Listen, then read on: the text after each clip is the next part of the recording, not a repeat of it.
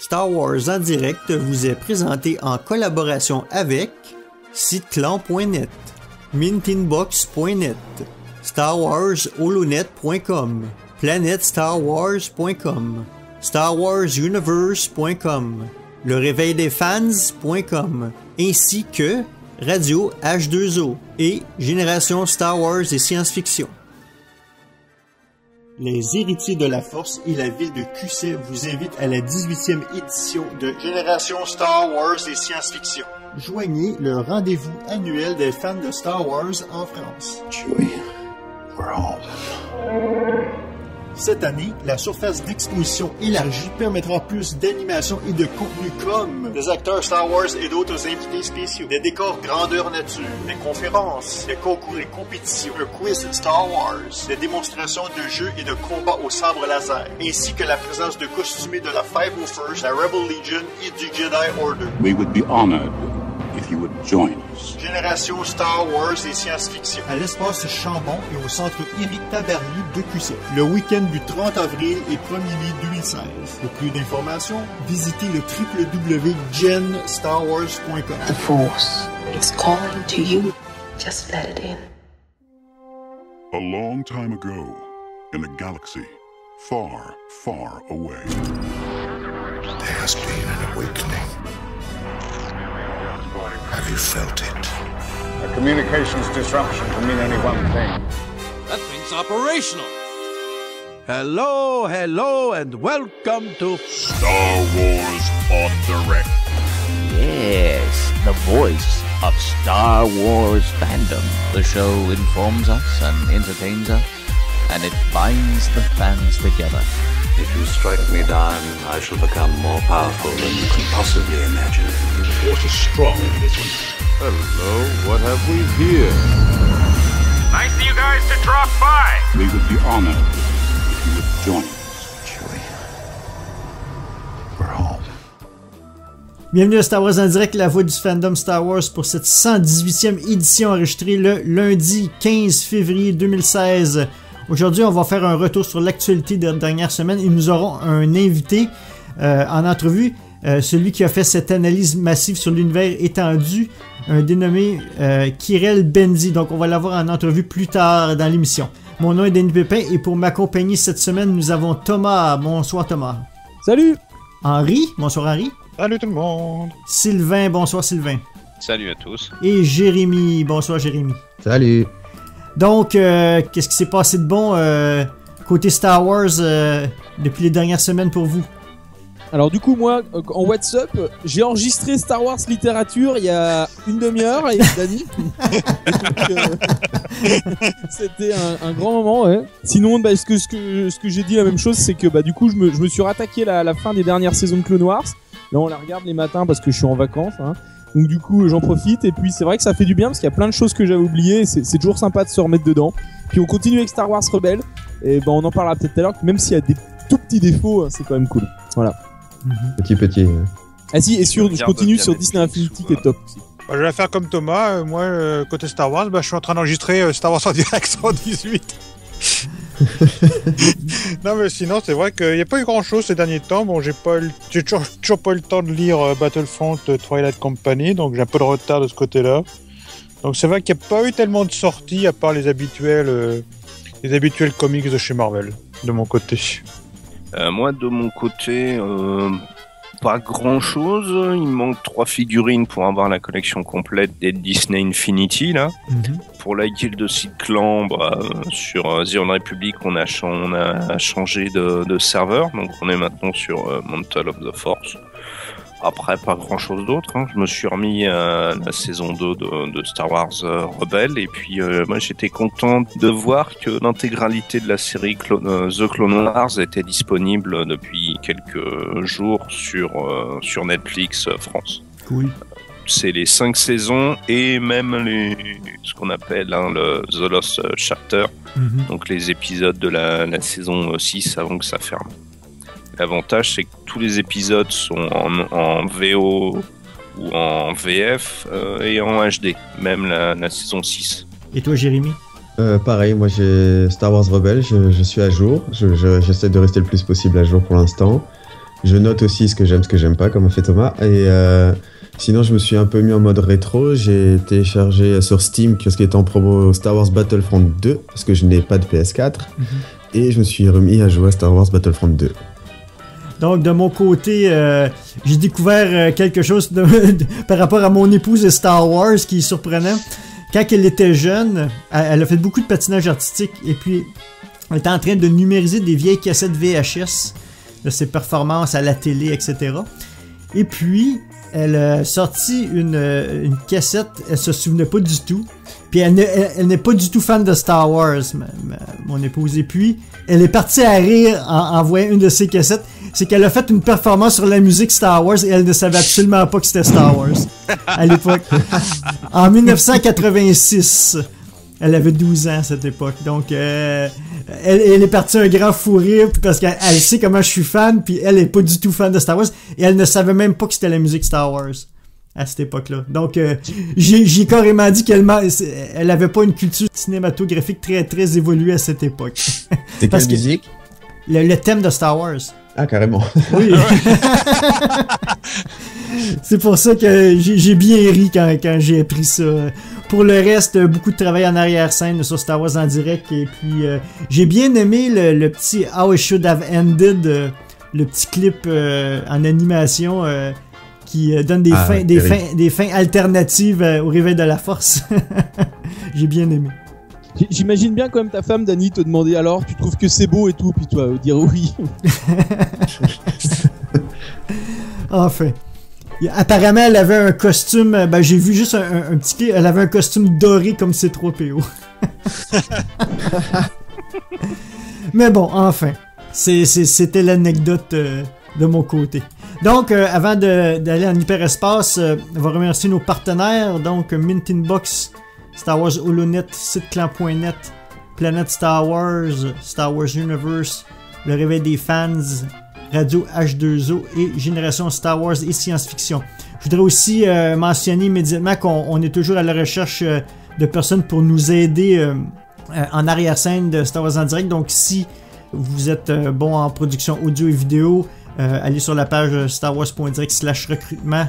Regardez les postes disponibles et remplissez le formulaire. On a besoin d'aide en arrière-scène avec tout le travail des hors-séries qu'on fait maintenant. On a besoin d'un petit peu de personnel supplémentaire pour nous aider. Moi et Jérémy. We help.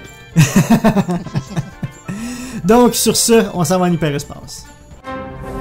Oh crap! Prepare to jump into hyperspace on my mark. All right, stand by.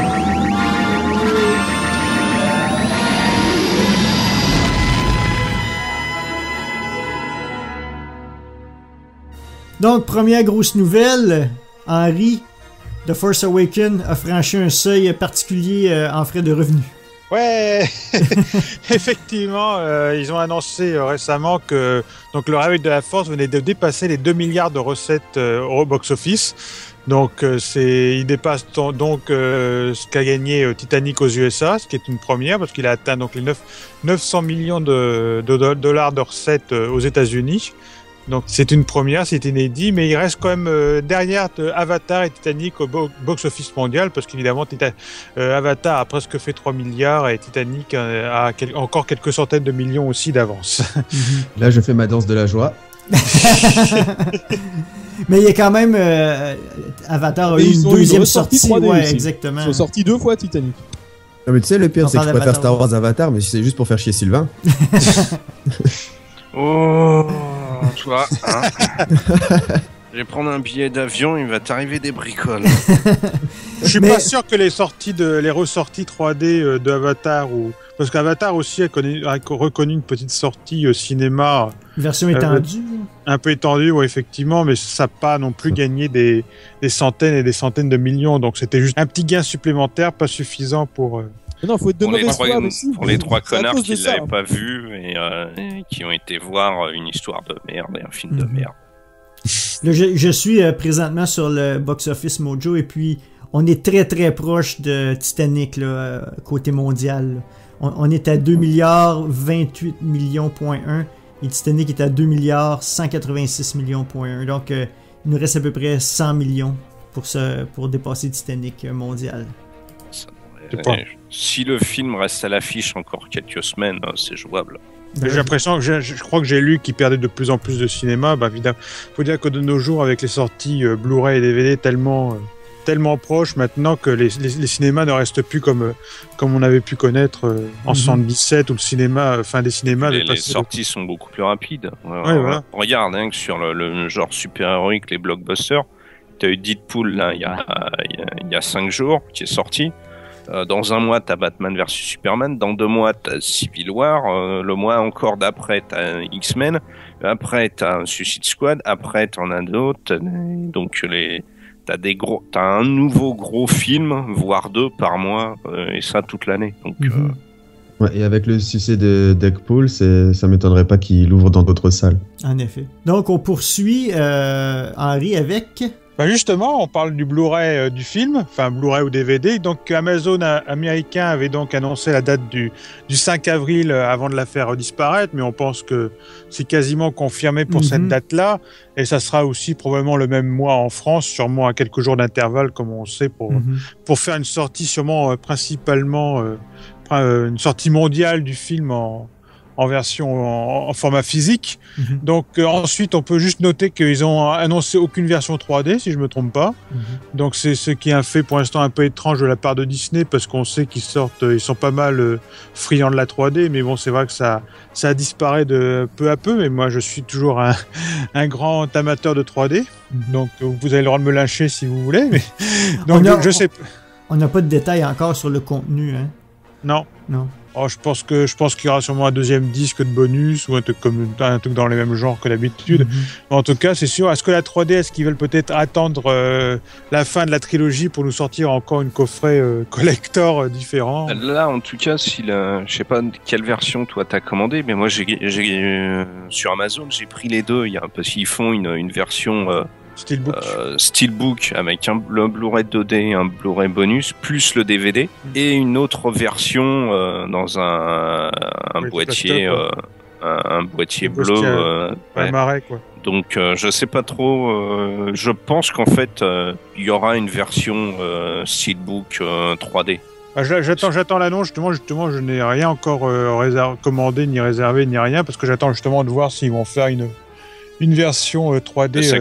Ça coûte rien de toute façon. Je sais bien, mais c'est plus pour avoir les dates de dispo et autres, mais je pense qu'ils mettent surtout le Steelbook justement pour ceux qui auraient acheté la dernière série des 6 films justement qui était sortie il y a quelques mois dans ce format-là. Je pense on peut croiser les doigts en espérant que pour ceux qui ont acheté ça fasse une belle continuité de la tranche. Et je vois Thomas à genoux dans le coin en train de prier qu'il y ait une version longue. Exactement. Ce qui n'aura sûrement voilà. Je crois que tu peux rester à genoux, pas payer 70 € la version longue, moi. Ouais, ça risque d'être plus tard s'il y en a une. Oui, peut-être plus tard, non, mais moi je pense qu'il y en aura une, moi. La version Steelbook, c'est considéré comme une version collector? Un peu, ouais, un peu plus, ouais, mais pas énormément encore. Je pense qu'il y aura d'autres. Et encore, même pas. Il n'y a pas de version, il n'y a pas de nom spécial collector ou une date de série. Je pense que c'est ce qu'ils veulent faire. Tu sais, t'as soit le boîtier cristal bleu lambda, soit la version Steelbook comme ils font dans le domaine des jeux vidéo ou de certains Blu-ray. C'est juste pour la collecte, quoi. C'est comme étonnant que Disney ne joue pas un peu sur les collectionneurs, un peu comme ils font pour le Seigneur des Anneaux avec figurines, statuettes. Surtout pour un film comme Star Wars, quoi. Ils pourraient faire des éditions collector à 200-300 €, je suis sûr que tous les fans l'achèteraient. Et encore, je sais pas, j'avais déjà parlé avec des responsables de chez Disney sur le fait que la série Rebels ne sort pas en Blu-ray en France, alors que ça sort dans d'autres marchés. Ils nous disent en tout cas que en France ça marche pas le Blu-ray, donc je les vois pas se casser le cul à faire les Blu-ray pour les dessins animés. Je les vois pas se casser le cul à essayer de sortir des éditions limitées si ça marche pas des masses. Moi je te parle même pas en France, je te parle même à l'international. Il y en a de moins en moins, je trouve quand même, des gros boîtiers avec statuettes, avec les trucs. Oh, quand même pour les gros films comme Jurassic World. Bon là c'est vrai que Jurassic World aussi ils ont fait on va pas partir sur le sujet des coffrets collector en France. Mais c'est vrai que moi j'en achète encore, mais c'est vrai que C'est vrai ouais, que mais à une Disney, époque, t'avais quasiment sa blockbuster avec sa très grosse édition collector avec la grosse figurine, tout ça. ça n'a jamais été tous. Hein. Si, il y en a, je sais, j'en ai acheté une chier, mais... Et bon, là, je trouve que depuis 3-4 ans, il y en a de moins en moins. Que chacun, justement, reste sur le petit combo Blu-ray, DVD, et puis basta. En tout cas, moi, je sais que Rebelle, je l'ai commandé en Amérique. Hein. Comme il y avait les sous-titres français, je l'ai pris en Blu-ray en Amérique.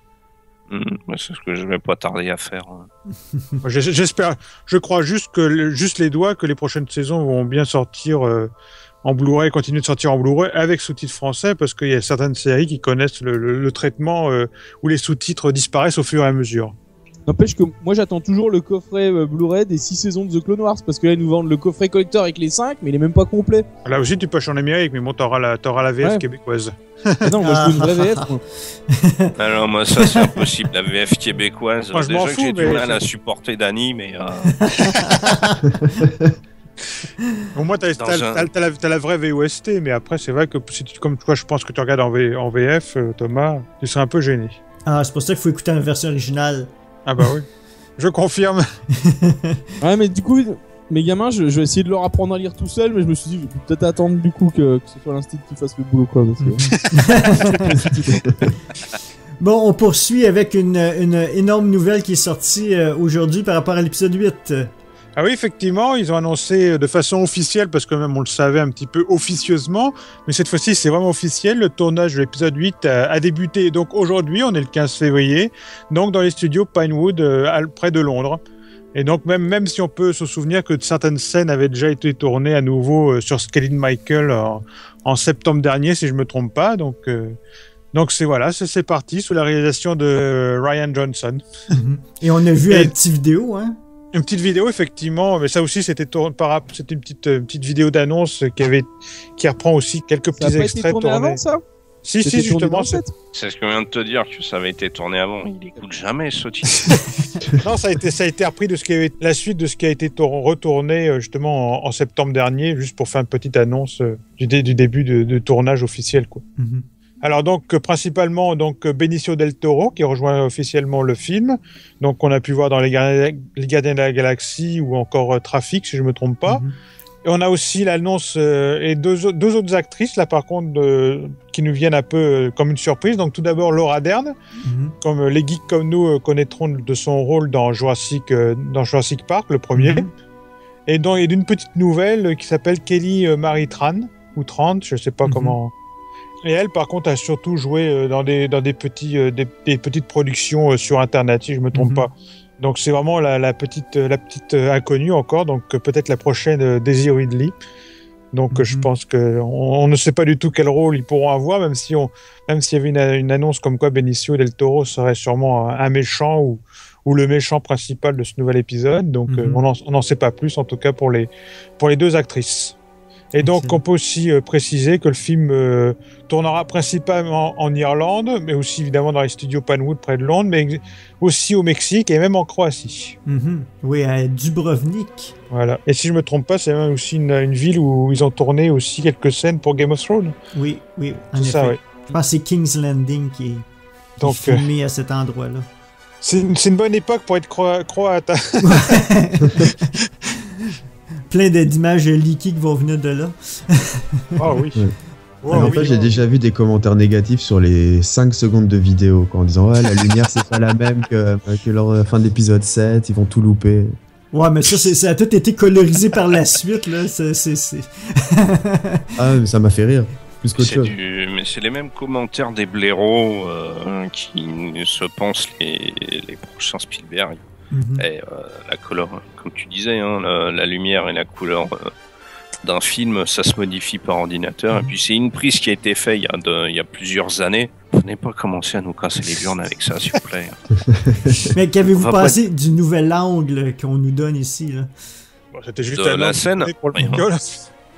Mais c'était juste un angle tourné pour le. Je crois pas que ça soit. C'est vraiment. Je pense que c'était le gars là pour faire le making of ou un truc comme ça qui a juste pris l'angle disponible. Je sais pas. Ça m'étonnerait que ça soit l'angle. Posé là où on lui a dit de poser ses fesses et de filmer dans ce sens-là. Point. Ouais, mais moi au début, justement, à cause de ça, je croyais que c'était une scène complètement à Moi part, aussi, c'était peut-être un ma- truc ma- différent. La première fois que je l'ai regardé 3 fois. La première fois que j'ai regardé, j'ai dit, est-ce que l'épisode 2 va reprendre exactement à la seconde près ou même chevaucher la dernière minute et repartir directement à cet endroit. Moi, je pense qu'on aura sûrement une scène d'introduction dans l'espace. Ça, je pense qu'il y aura une scène d'introduction qui va lancer le film, puis après on repartira justement sur Sky and Michael, enfin sur Acto, exactement. Plus exactement. Je mise sur quelques mois plus tard avec un flashback pour la scène là. Ah, ça se peut très bien, ouais. Fallait pas oublier de préciser que l'épisode 9 est également entré en en production ou pré-production principalement. Il sera réalisé donc dans quelques temps par Colin Trevorrow qui avait qui est derrière le récent Jurassic World. T'es loupé, c'est Et donc évidemment quand ils disent production, je pense que ça s'agit sûrement de la création des costumes, des créatures, peaufinage du l'écriture du scénario. Ah ça je pense qu'ils l'ont parce que non, ils vont pas le faire ça avec Trevorrow. Ah ouais, le scénario, ça va être il filme direct. Qu'est-ce que je fais? Je sais pas, vas-y, mets-toi là. Tous les dessins conceptuels et tout le bazar dans le genre là. Ensuite, on passe à la télévision avec Star Wars Rebel. Juste avant, est-ce qu'on peut parler aussi finalement de l'acteur du spin-off de Han Solo? On avait fait dans le précédent Star Wars en direct, on avait vu 8 acteurs plus 1 que Danny nous avait proposé en pétition sur Facebook, qui convenait tout à fait. Et puis finalement, ce serait l'acteur Taron Egerton, je sais pas si je le prononce assez bien, qui jouait justement dans Kingsman, qui faisait le genou, qui serait finalement un des principaux candidats, à la liste, ouais. alors qu'il n'avait pas fait partie de la liste précédente. Et puis, du coup, on hésite entre lui et puis celui de Alden Ehrenreich. À tes souhaits. Ouais, voilà, c'est ça. Qui joue dans Blue Jasmine. Alors certainement qu'en anglais, ça se prononce différemment. Et donc, du coup, on n'est plus du tout sur les 9 personnages qu'on avait cités avant. Et du coup, moi, alors a priori, le plus, enfin, après, ça reste à l'état de rumeur, difficile d'estimer les niveaux de rumeur. Mais le gars de Kingsman. Pour moi, je le vois pas trop en Han Solo du tout, quoi. Pour moi, il est trop vif, trop... Bon, déjà, alors après, on peut le grimer parce que le visage correspond pas du tout. Autant en physique que personnalité et son jeu d'acteur me conviennent pas du tout. Moi, j'aurais largement préféré celui de Danny, quoi. Alors, je sais pas où vous en êtes, vous, de vos préférences. Anthony Gruber. Je pense que tout le monde préfère Anthony Gruber, mais après, voilà, même la première liste, c'était que des rumeurs, ça n'a jamais été confirmé. Là, les 2 noms qui s'ajoutent à la liste aussi de la rumeur, on sait rien. Après, en tant qu'acteur, moi j'avais adoré Kingsman perso et je trouve que c'est un excellent acteur. Est-ce qu'il peut oui, mais faire le boulot pour Han Solo, je sais pas. Ouais, voilà, c'est ce que. Ouais, Anthony Gruber. J'ai bien aimé Kingsman, mais je le vois pas en Han Solo. T'as des visages, tu sais, que t'associes à des personnages et. Alors physiquement, je suis d'accord, il correspond pas à Han Solo, mais au niveau de l'acteur et enfin, je l'ai vu dans plusieurs interviews, je trouve qu'il a une personnalité où il peut le jouer en fait. C'est plus ça, je le vois plus comme il peut le jouer. Mais j'ai l'impression que ces rumeurs-là, c'est tous les impresarios qui essaient de pousser leur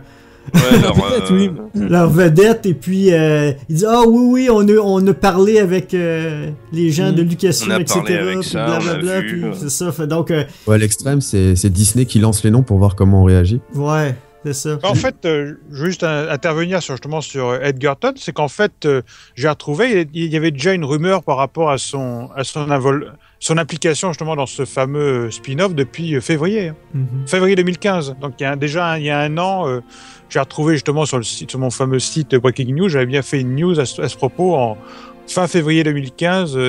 C'était une rumeur du site Slash Film. Et donc évidemment, il parlait que Taron Egerton pourrait rejoindre le second spin-off qui était à l'époque qui devait être réalisé par Josh Trank. Donc on savait pas que c'était un truc sur Han Solo et on parlait justement de lui éventuellement dans le rôle de Han Solo. C'est toujours Josh Trank, je me rappelle plus, qui est à la manœuvre. Non, c'est les deux réalisateurs de Lego. D'accord, ouf. Ceux qui ont fait le film Lego. Je sais plus qu'il y a Christopher Miller et je sais plus le nom du deuxième. Intéressant. On va bien l'apprendre dans pas trop. Ouais, je veux dire, même. Surtout s'ils le mettent dans Rogue One, quoi. Bah, je pense que c'est. Non, je crois pas trop. Non. Ça a l'air. Ça reste aussi mais étant donné qu'ils ont terminé le tournage de Rogue One et que maintenant. Ouais, c'est quasiment fini. Ouais, voilà. Donc ensuite, une fois, ils vont mettre l'accent sur le tournage épisode 8, puis après ils vont attaquer le second spin-off. Donc je pense que d'ici dans quelques mois, la fin de l'année, on pourra peut-être à mon avis avoir des informations un peu plus réelles sur le spin-off sur Anne. Eh bien, une autre news que nous avons, c'est le fait que John Boyega ait reçu le Rising Star. Donc ils étaient nominés en fait pour le Rising Star, c'est la meilleure étoile montante, en fait une star montante en gros, c'est-à-dire c'est le meilleur acteur parmi les petits jeunes les plus prometteurs, c'est-à-dire au vu de la prestation qu'il a fournie, on pense que c'est un excellent acteur et qu'il va devenir vraiment quelque chose de super, et donc du coup c'est lui qui a remporté ça, et moi personnellement je trouve que c'est amplement mérité.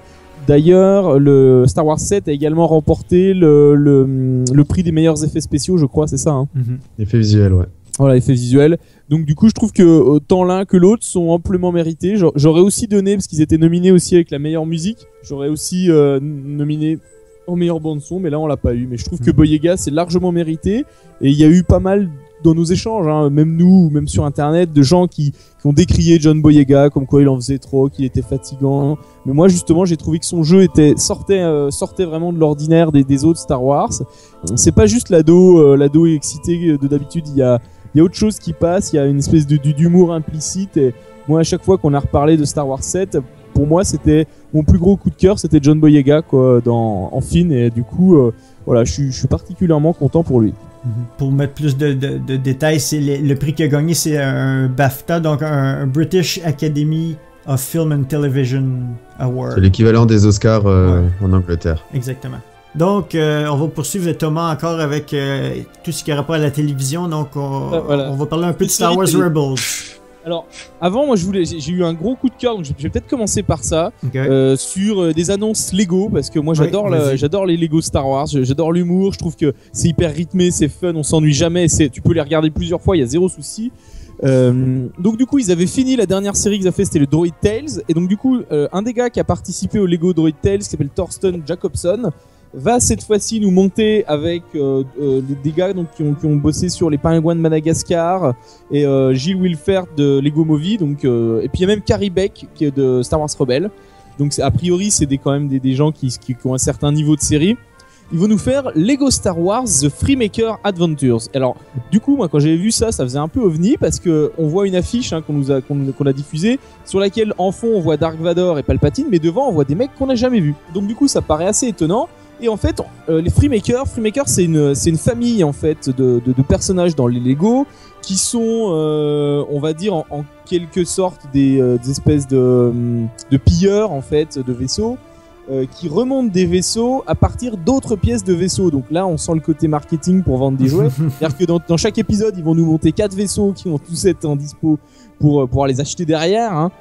Donc ça, bon, clairement, c'est bien centré. Mais par contre, je trouve que ça leur donne une certaine liberté et une vraie histoire qui sera pas cantonné au canon classique ou à une chronologie à respecter, ou voilà, c'est-à-dire qu'on va découvrir des nouveaux persos qui pourront fonctionner avec une vraie histoire. Donc ça, c'est intéressant.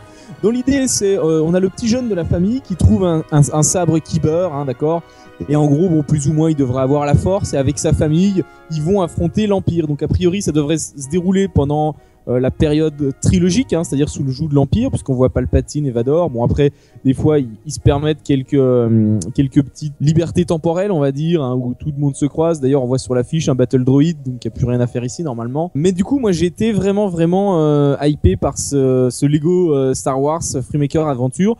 On nous dit qu'on devrait avoir des épisodes à peu près de 22 minutes, hein, si c'était à peu près l'équivalent de ce qu'on avait sur les anciens, hein, de toute façon. Donc, du coup, moi, je suis super emballé par celui-là. Et ça, c'est la première série Lego qui nous a annoncé, donc a priori aucun lien donc du coup avec la série principale, hein, ni de personnages connus. Et donc 2 jours après qu'on nous a annoncé Freemaker Adventure, moi j'étais déjà hyper emballé. On nous parle de Star Wars The Resistance Rise. Alors Résistance, du coup, ça nous fait forcément penser à la nouvelle rébellion, hein, donc du coup qu'on a à la faction de la Résistance qui est présente dans Star Wars Réveil de la Force. Et donc, en fait, ça va nous narrer les événements qui se passent juste avant l'épisode 7. Donc du coup, ça va nous donner alors, est-ce que ce sera canon, officiel, pas officiel, dans la mesure où il va se passer un peu n'importe quoi? On peut penser qu'ils vont piocher des idées officielles. des personnages officiels, et du coup on va ça pourra toujours nous plonger dans le réveil de la force, et on aura toujours au moins le plaisir de retrouver ces personnages, et puis on aura un truc plus ou moins canon. Un premier épisode justement qui est annoncé pour le 15 février aujourd'hui, voilà. Est-ce que certains l'ont vu? J'ai juste vu la bande-annonce. Voilà. L'espèce de petite vidéo, ça a l'air vraiment bien parce que t'as le capitaine Phasma dedans. Ouais. Et donc enfin elle a un rôle quelconque. Dis voir. Enfin elle a un rôle quelconque. Ah enfin oui d'accord. Et donc du coup dans cet épisode on verra donc Poe Dameron, donc du coup qui est un personnage qui est particulièrement apprécié, partir au secours de l'amiral Akbar en fait qui a été capturé par Phasma. Donc ça c'est assez rigolo. On sait pas combien il y aura d'épisodes non plus, mais de toute façon Lego, enfin je sais pas vous, moi j'ai jamais été déçu. Et c'est vrai que moi je suis en manque de postlogie avec le peu qu'on a eu finalement, et du coup je pense que ça va être vraiment agréable. Et par contre je pense pas qu'on puisse voir Rey ou Finn, puisque du coup ça se passe avant, théoriquement ils sont pas intégrés au truc, à moins qu'ils se permettent voilà sur le thème de l'humour de croiser des personnages qui temporellement n'ont rien à faire ensemble quoi. Mais voilà, donc du coup je pense que ça peut être sympa. Et donc Resistance Rise, donc a priori c'est voilà, on va suivre des histoires au sein de la Résistance. Donc on peut imaginer qu'on pourra aussi y voir Leia, peut-être l'espèce de lion bleu là, ou d'autres personnages, peut-être Nien Numb, etc. Donc je voudrais recueillir un petit peu vos impressions sur ces deux séries, parce qu'ils ont fait fort quand même, hein, ils ont tout balancé d'un coup.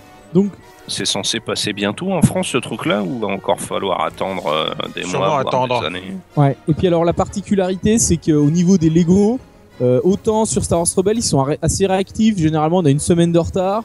Puis c'est pas régulier, c'est-à-dire que je me rappelle sur certaines, par exemple les Lego Yoda, on avait eu les 2 premiers épisodes de la saison, on avait attendu des mois et des mois, on a eu le 3e. Et puis après pour la saison 2 on a super attendu longtemps, on a eu 2 épisodes, après on a eu, enfin en fait c'est voilà, ils sont pas réguliers les mecs, et c'est assez chiant à suivre. Donc en fait il vaut mieux attendre d'avoir la saison entière pour te la mater et les Droid Tales ça fait pareil longtemps, on a eu que les 2 premiers et les 3 autres sont sortis des plombes plus tard.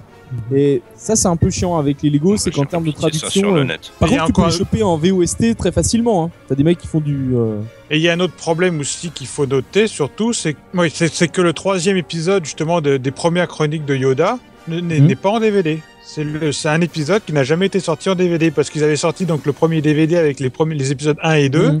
Ouais. Puis ensuite, ils ont sorti les nouvelles chroniques de Yoda en 2 volumes et avec les 6 autres épisodes. Et donc, il y a le 3e épisode de la première série qui n'a jamais connu de sortie vidéo. En plus, ce qui est frustrant pour celui qui achète en DVD, c'est que du coup, la fin de la saison 3, c'est une vraie conclusion qui permet de rebondir à la saison 2. Donc, tu sens vraiment que si t'as pas le 3, tu sens vraiment qu'il manque un truc, quoi. Donc, c'est vraiment dommage. Alors après, du coup, pour avoir l'intégralité du truc, faut l'enregistrer sur France 4, quoi. Aux États-Unis, parce que c'est là qu'ils les diffusent en VF1. Aux États-Unis, c'est sur Disney et XD. Okay. Oui, évidemment. Oui. Ça doit passer aussi sur Disney XD en France ou même Disney Channel. Hein. Fait que je vais essayer de voir ce soir si je peux le programmer. Enfin, en tout cas, ça annonce du plutôt bon. Et d'ailleurs, il faut toujours que j'achète. J'ai d'ailleurs encore pas mal. J'ai 4 petits DVD de retard comme ça, les 2 chroniques de Yoda, les 2 volumes de chroniques, des nouvelles chroniques de Yoda, et les deux DVD des contes des droïdes qu'il faut que j'achète en DVD en France. Garde-le pour ton prochain WhatsApp, Henri. T'avais rien à dire. Hein. Encore un autre problème, mais ça aussi, c'est ce problème de collector, de collectionneur, c'est qu'ils ont sorti que le tout premier Lego en Blu-ray, la menace Padawan, et que le reste, c'est juste passé en DVD simple. Donc, vu qu'on parle de Lego, avant de sauter à Star Wars Rebels, on va aller directement avec Sylvain, parce qu'ils ont annoncé un jeu, Lego Star Wars. Oui, alors, petite devinette. À votre avis, ça va être quoi le titre du prochain jeu Lego Star Wars? Attention, Lego et TT Games vont adapter le Réveil de la Force. Ils ont sorti une bande-annonce qui parodie la bande-annonce du Réveil de la Force. Donc on a toujours l'humour décalé de Lego. Je trouve bizarrement que, je sais pas vous, j'ai l'impression qu'ils ont augmenté dans la définition et les textures, parce que je trouve que c'est très très détaillé.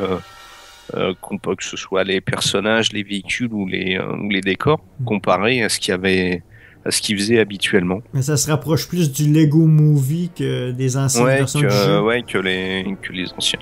Donc le jeu sortira 28 juin, donc c'est quasiment, c'est 6 mois après la sortie du film. Ça sortira sur PS4, PS3, PS Vita, Xbox One, Xbox 360, Wii U et Nintendo 3DS et PC. Bref, sur tous les supports disponibles. Les Mac, ce sera basé... Hein?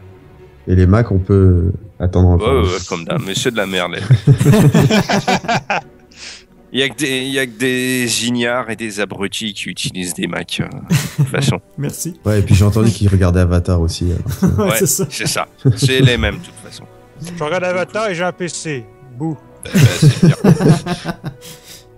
Mais je comprends ta vue sur les Mac parce qu'à force, les PC sont tellement stables et tellement puissants que je vois pas l'intérêt de mettre 2000 euros de plus dans un Mac. C'est juste des petites bites, les possesseurs. D'un autre côté, Sylvain, tu dis ça, mais de l'autre côté, toi, t'es célibataire et Dany a une femme. Je dis ça, je dis rien. Hein. Une femme qui danse sur Star Wars en plus. Ah ouais, bah oui. Rappelle-moi de te péter la gueule en mine.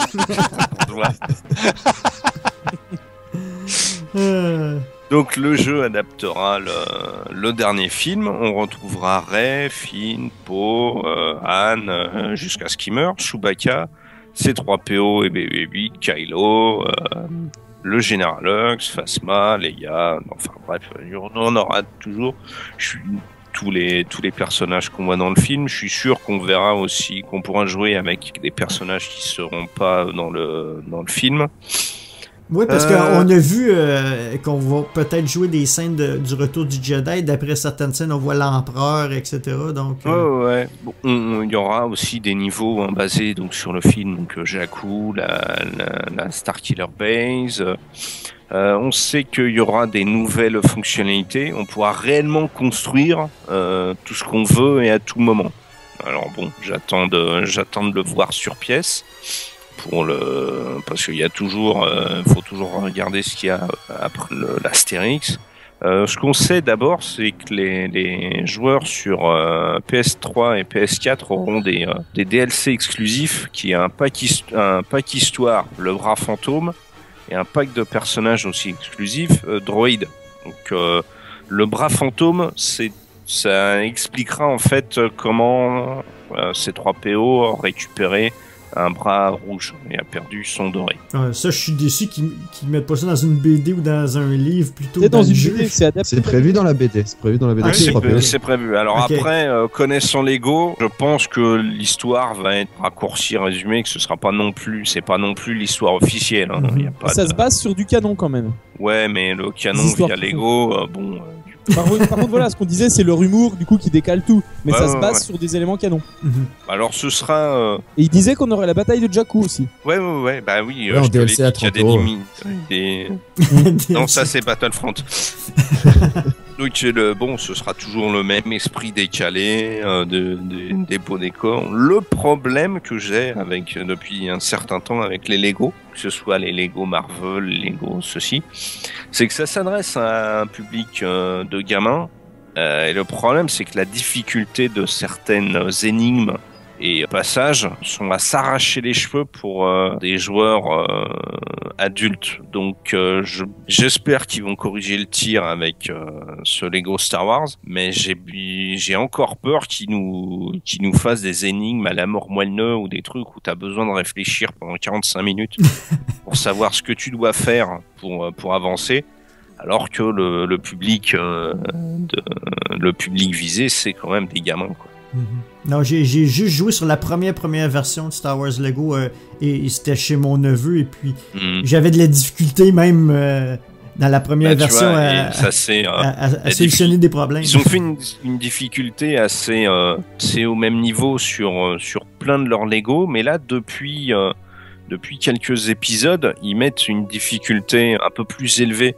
C'est pas non plus truc à s'arracher les cheveux, mais c'est plus des énigmes ou des passages à faire en utilisant certaines capacités ou certains passages secrets qui sont pas forcément évidents à voir du premier coup. Alors j'imagine des gamins qui doivent être là, ça doit pas être spécialement tip top pour eux. Il y a déjà le prix qui a été annoncé parce que genre sur les autres épisodes Lego ils faisaient 3 épisodes pour un truc à 60€. Là s'il y a qu'un seul épisode ça risque d'être moins chargé quand même. Tu sais, le prix d'un jeu c'est un peu c'est les mêmes quasiment partout hein. En boutique c'est entre 60 et 70€ en fonction du support sur lequel tu l'achètes. Donc à moins qu'il y ait des épisodes collector, qu'il y a une version collector ou des trucs avec des bonus ou avec des figurines, je pense que ce sera le même prix partout. Après, c'est voir la durée du jeu. C'est pour ça, je pense qu'ils vont pas. Je pense qu'on aura des niveaux et des personnages qui seront pas forcément liés que au réveil de la force. Donc à voir. Mais là, globalement, les épisodes Lego ont tous à peu près eu toujours la même durée de vie, quoi. Est-ce que tu sais à combien de joueurs on pourrait y jouer en même temps? Je sais pas. Si on garde le principe, c'est 1 ou 2 joueurs, quoi. C'était 2 à chaque fois, Tan. Ouais. Parce que moi, j'avais le souvenir de jeux un peu dans ce genre-là où des fois tu pouvais jouer à 4, hein, mais pas en Lego hein, pour l'instant. Et j'ai toujours attendu. Là, sur les Lego, ça a toujours été du 2, quoi. Ouais. Mais 4 ce serait sympa parce que notamment sur Disney Infinity c'est pareil, je me dis à 4 ce serait cool quoi. C'est dommage que à 4 sur ton clavier Windows, vas-y. Ouais. Ah mais tiens, en passant ça, si quelqu'un peut m'expliquer pourquoi tu sais sur Disney Infinity, j'ai aussi acheté le pack et les figurines The Force Awakens et je ne peux pas y jouer. J'ai un message qui me dit que ce ne sera débloqué. Ouais. Ça me l'a fait au début, en fait, il faut que tu connaisses. Alors je sais pas sur quoi tu joues. Moi, je jouais sur PS4 et en fait, il a fallu que je connecte ma PlayStation à Internet. Elle n'était pas connectée. Ah, mais elle est déjà connectée à Internet. Elle est déjà et après, il fallait faire une mise à jour. Ouais, une fois que la mise à jour a été faite, j'ai pu jouer. Ouais. Mais j'ai galéré pendant au moins une journée. Je me rappelle le soir, les gamins, on avait acheté le truc. On a dit, oh, ce soir, on va y jouer. Putain, j'ai passé 1 heure à m'énerver après la console. Du coup, tout le monde était au lit. Et ouais, on y a joué que le lendemain matin, quoi, du coup. J'ai passé ma nuit, j'ai passé 3 heures. Et ça marche au bout d'un moment. En fait, tu vas télécharger, faut que tu fasses une mise à jour en fait qui correspond parce qu'en fait, je crois que quand ils ont sorti le jeu, tu pouvais pas y jouer tant que le film était pas sorti. Il fallait télécharger une mise à jour qui était dispo qu'à partir de tel jour. Et c'était un espèce de blocage et du coup. Et ça c'est fait. Ma console met à jour les jeux directement automatiquement. Oui, mais non. La mise à jour se télécharger. Non, c'était pas automatique. Ouais, mais il fallait que je trouve que c'est assez pitoyable comme. Oui, tout à fait. Mais je suis d'accord avec toi. Parce que là, le message d'erreur me dit, ça dit, vous ne pourrez jouer au jeu que quand le film sera sorti dans tous les pays. Mais s'il y a quelqu'un de Disney là qui nous écoute, mais vous avez fumé quoi pour faire ça? C'est non, parce que moi je l'ai joué avant qu'il soit sorti en Chine. Hein. On est plus. Ouais, non, mais ça je m'en fous. C'est des figurines, elles sortent et le pack il sort à telle date. J'ai pas envie d'attendre, j'ai même pas envie d'attendre 1 heure pour y jouer. Ouais, non, mais on est au mois de février, là, mec. C'est pas logique. Les figurines, elles sont sorties en décembre. Elles sont sorties quand le film est sorti. Les figurines Force Awakens, non, elles sont pas sorties au mois de décembre. Non, t'avais Anakin, Ahsoka, t'avais des trilogies classiques aussi avant Noël. C'était Clone Wars avant. Il y a eu le pack qu'on peut assimiler à Clone Wars. Ensuite, il y a eu la pack Rebelle. Non, il n'y a pas de pack Rebelle, il y a un pack trilogie originale. Voilà, trilogie originale. Rise Against the Empire, je crois, un truc comme ça. Voilà. Et ensuite, il y a eu le pack The Force Awakens qui est sorti il y a quelques semaines. Et là, on est au mois de février. Donc, il y a quelques semaines, on est au mois de février. Le jeu me fout un message comme ça et je vais devoir me faire des manips. Mais vous avez branlé quoi chez Disney? Faut arrêter la fumette. J'achète mon pack, je le mets, je mets la galette jaune. Dans ma console, je lance, je mets mes figurines et basta, j'ai pas envie de me prendre la tête. Donc voilà, c'était mon coup de gueule. Donc, on va poursuivre avec Star Wars Rebels.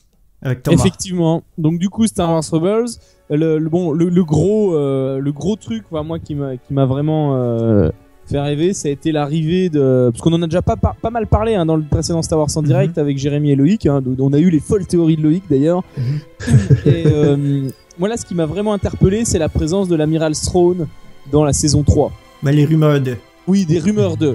Alors, du coup, dans un sens, ça pourrait être sympa parce que c'est vrai que l'amiral Thrawn, il est cool. Mais si il doit lutter contre le Ghost et qu'il se fait avoir par les Russes de Ghost, bon, ça va me piquer un peu quand même. Parce qu'en gros, ou alors faut qu'il les flingue tous, quoi. Parce que ce qui est arrivé jusqu'à maintenant, ça t'a jamais piqué? De quoi? tout ce qui est arrivé jusqu'à maintenant, les trucs un peu gros. Bah ouais, mais c'était pas Throne devant, quoi. Tu vois, ça restait l'agent Calus, quoi. Ouais. Mais il y a des petits trucs qui piquent, on est d'accord, mais là, si jamais, tu vois, l'amiral Throne, pour moi, c'était le summum de la stratégie, de la tactique, de tout ce que tu veux. C'était le super intelligent. Si un mec comme Zeb, qui fait un peu gros dédé bourrin quand même, hein, arrive à le retourner, bon, là, ça va vraiment me gêner, quoi. Ouais, pour moi, Ezra et Kanan, ils s'échappent de Dark Vador, alors tout peut arriver. Ouais, mais là, c'est pas des individus, c'est si t'arrives avec une flotte de Star Destroyer ou peu importe, c'est autre chose qu'être individu face à individu. Enfin, moi, j'espère que Tron va revenir. Et je l'ai pas vraiment mentionné dans l'épisode de littérature numéro 3, mais à la fin, je vais le dévoiler, là.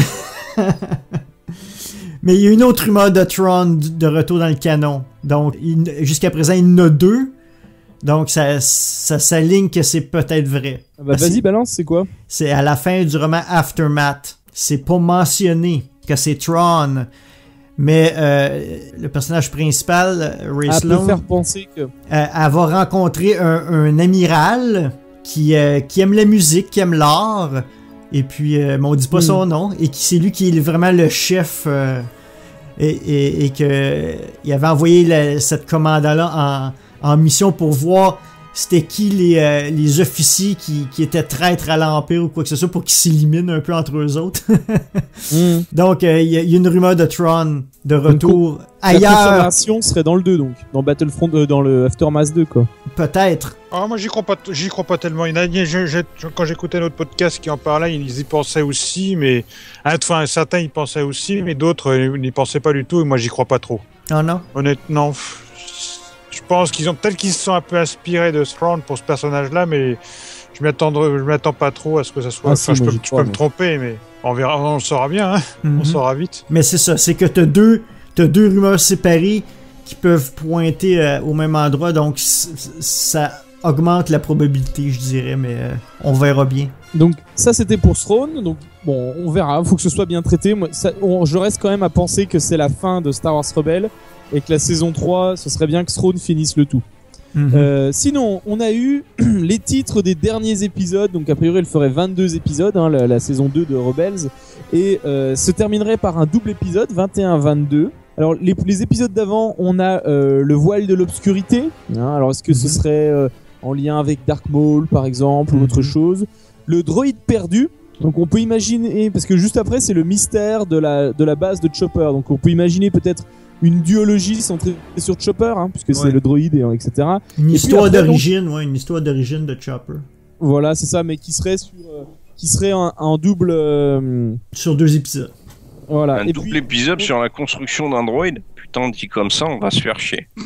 Je sais pas, à voir. Et donc, ensuite, on a justement ce double épisode de fin, hein, Twilight of the Apprentice. Donc, ce serait donc en gros le crépuscule. Ouais, vas-y. Le crépuscule, oui, le crépuscule de l'apprenti. Ouais. Alors, le crépuscule, donc quelque chose qui se couche, mais en même temps quelque chose d'autre qui se lève. Est-ce que... Non mais attendez. Ça fait bizarre quand même.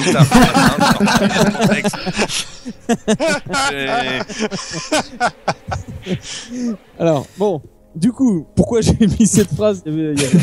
C'était surtout en fait, voilà, l'idée c'est que pas mal de gens disent ça pourrait être la fin d'Ahsoka et le début d'autre chose. Moi je me demande si ça peut pas être aussi Ezra qui peut-être pourrait passer du côté obscur, ça pourrait être intéressant ou pas. Donc soit c'est pour Ezra l'apprenti, soit c'est pour Ahsoka, puisque en tant qu'ancienne apprentie, voilà, donc c'est à mon avis c'est soit centré et il va y arriver à mon avis il va arriver un truc soit Ahsoka, soit Ezra, je sais pas, soit aux deux, puisque du coup ils avaient aussi annoncé qu'il y aurait certainement une confrontation entre Ahsoka et Vador. Alors est-ce que c'est la fin de Ahsoka sous la lame de Vador, ou est-ce que est-ce qu'il va arriver quelque chose à Ezra, ce qui serait pas mal aussi, puisque du coup on pouvait voir qu'il devenait un peu plus dark dans la deuxième partie de la saison 2. À vos stylos si vous avez des idées. Ben en fait Darth Maul doit être là pour une raison, donc j'imagine qu'ils ont même montré une figurine au Toy Fair. Ah oui, ça peut être Darth Maul aussi l'apprenti. Donc En tout cas, en fait, on verra bien, mais c'est clairement montré dans la bande-annonce qu'il y aurait un duel entre Vader et Ahsoka. Donc, moi j'espère qu'Ahsoka va mourir pour conclure son histoire. Peut-être d'une façon héroïque aussi, là. Peut-être en protégeant Ezra ou peu importe. Mais j'espère que je veux qu'on conclue, parce que c'est quand même, ça vient de Clone Wars, là, Ahsoka, là. Il faut conclure. Je pense pas qu'elle devrait se retrouver dans Rogue One ou quoi que ce soit dans les films, là. Donc, je crois qu'on peut bien finir la série de son côté, clore l'histoire d'Ahsoka. Les autres, pas plus inspirés que ça? Le problème, c'est que, ouais, de ce que je disais, Ezra, t'as l'impression qu'il va se manger des vertes et des pas mûres. Moi, je l'aime bien, Ahsoka dans cette série-là. Donc, honnêtement, ça me ferait chier qu'elle soit tuée par Vador, mais j'y vois quand même une certaine logique. Je la vois pas en combat, même si elle est douée, je la vois pas survivre à un combat frontal sabre contre Vador. Après, ça peut être aussi le coup du Maul. Bon, il nous l'est encore recollé dans The Clone Wars. Ils nous le remettent là dans Rebels. Bon, il va faire quoi ce coup-ci? En plus, il a plus ses jambes, il a des jambes bioniques normales. Il va faire quoi? Ça va être une grosse bataille royale, là, tout le monde ensemble, puis il y a juste Darth Vader qui survit. ouais, voilà, c'est ça. Parce que honnêtement, tu peux pas faire une confrontation Dark Maul Vador. On sait qu'il y en a un des deux qui est dans les autres épisodes et pas l'autre. Donc tu vois vraiment Vador épargner un mec comme ça qui pourrait lui casser les couilles encore longtemps et autres. Non, il le couperait en deux, mais là dans le sens de la hauteur. Et puis basta. Par contre, je pense que Ezra, oui, c'est lui qui va avoir le plus gros changement en cette fin de saison, quitte peut-être à ce que l'équipage du Ghost perde l'un de ses membres. Ouais, je pense pas qu'il flingue un gamin dans Star Wars quand même. Ça reste une série pour les enfants. Un gamin, non, mais un personnage secondaire type ouais, ou Kanan, parce que justement ça me ferait que l'autre il passe du statut d'apprenti à maître, parce que son propre maître est clamsé, et puis comme il est plus en plus en colère, ça pourrait expliquer le bordel. En tout cas, moi j'ai vraiment du mal à imaginer la mort d'Ahsoka dans Rebels. En tout cas, si tôt. Hein. Plus tard dans la série, pourquoi pas, mais aussitôt dans le développement, j'y crois pas trop. Ezra qui pourrait... Toi aussi, tu aimerais la voir dans Rogue One avec le Ghost? Je sais pas, non. Non, je pense que c'est un personnage qui fait mieux de rester dans l'univers animé de Star Wars, parce que je pense qu'on aurait trop de mal à la voir en chair et en os. C'est comme certains personnages, enfin une actrice, enfin quelqu'un qui avait été recruté par Lucasfilm lors de certaines animations pour jouer son rôle, et c'est vrai que ça faisait super bizarre, quoi. Donc je pense qu'on est tellement habitué à la voir, que ce soit dans Rebels ou dans The Clone Wars d'une certaine façon, de sa façon animée, je pense qu'on aurait du mal à voir ces personnages-là apparaître sur le grand écran en chair et en os. D'un point de vue scénaristique aussi, c'est plus logique que ce soit Ahsoka qui parte, parce que il reste combien d'épisodes? Il en reste 6, 7. C'est difficile de faire tourner Ezra du côté obscur en si peu d'épisodes. Il peut commencer à aller du côté obscur, et saison 3, il bascule complètement. Ezra, on est avec lui depuis une saison et demie. Le faire changer en 3-4 épisodes, c'est pas crédible. Il faut qu'il arrive quelque chose qui va le faire tourner du côté obscur. Donc peut-être la mort d'un personnage principal va l'enrager, et c'est là qu'il va voir qu'il est très puissant quand il se bat du côté obscur. Donc c'est peut-être le point tournant qui pourrait... peut-être la mort d'Ahsoka, justement, oui, qui pourrait le faire tourner. Là. Ouais, l'élément déclencheur, et puis c'est finir la saison là-dessus, ça serait pas mal aussi, par exemple. Pour un cliffhanger, ça serait un peu cliffhanger. Que ce soit la mort d'Ahsoka, j'ai du mal à y croire, parce qu'ils se connaissent pas énormément pour avoir vraiment créé des liens importants qui pourraient suffisamment le toucher pour le forcer à tomber du côté obscur. Pour moi, si un personnage devait mourir, ça serait un des personnages du Ghost. C'est parce qu'il a vraiment, c'est sa nouvelle famille, il est proche d'eux. Donc je pense que ça peut être qu'un de ces personnages-là qui ferait qu'il meure si ça devait être l'élément déclencheur pour le faire tourner du côté obscur. Excellent. Donc, moi, personnellement, j'ai un petit coup de gueule à faire par hasard par rapport à la saison 2 de Rebels. Moi, je me procure les épisodes sur iTunes. et c'est le même problème chez Amazon, c'est qu'ils nous ont offert un Season Pass au début de la saison, parce que je les achète sur iTunes, et puis j'attendais à ce qu'il y ait certains épisodes qui rentrent sur mon iTunes, et il n'y avait aucun épisode. Je savais qu'il y avait des épisodes qui paraissaient à la télé, etc., mais je les recevais pas. Alors j'ai été voir, ils ont décidé que le Season Pass, de le séparer en deux, donc le Season Pass de la saison 2, et seulement pour la première partie de la saison 2. Il faut acheter un deuxième Season Pass pour la deuxième partie, qu'ils appellent Volume 3. Fait que là, si vous regardez les critiques sur iTunes et Amazon, c'est extrêmement négatif. C'est des 1 sur 5, 0 sur 5. Les gens sont vraiment enragés parce qu'on a payé pour la saison, et puis ils ont coupé ça en deux, puis si on veut voir la deuxième moitié de la saison, il faut repayer 20 à 30 $. Je me souviens plus le prix exact. C'est complètement ridicule. Si vous voulez... Ça revient super cher la saison. Ben exactement. Si vous voulez augmenter les prix, dites-nous-le dès le début de saison, puis on va choisir si oui ou non on les achète.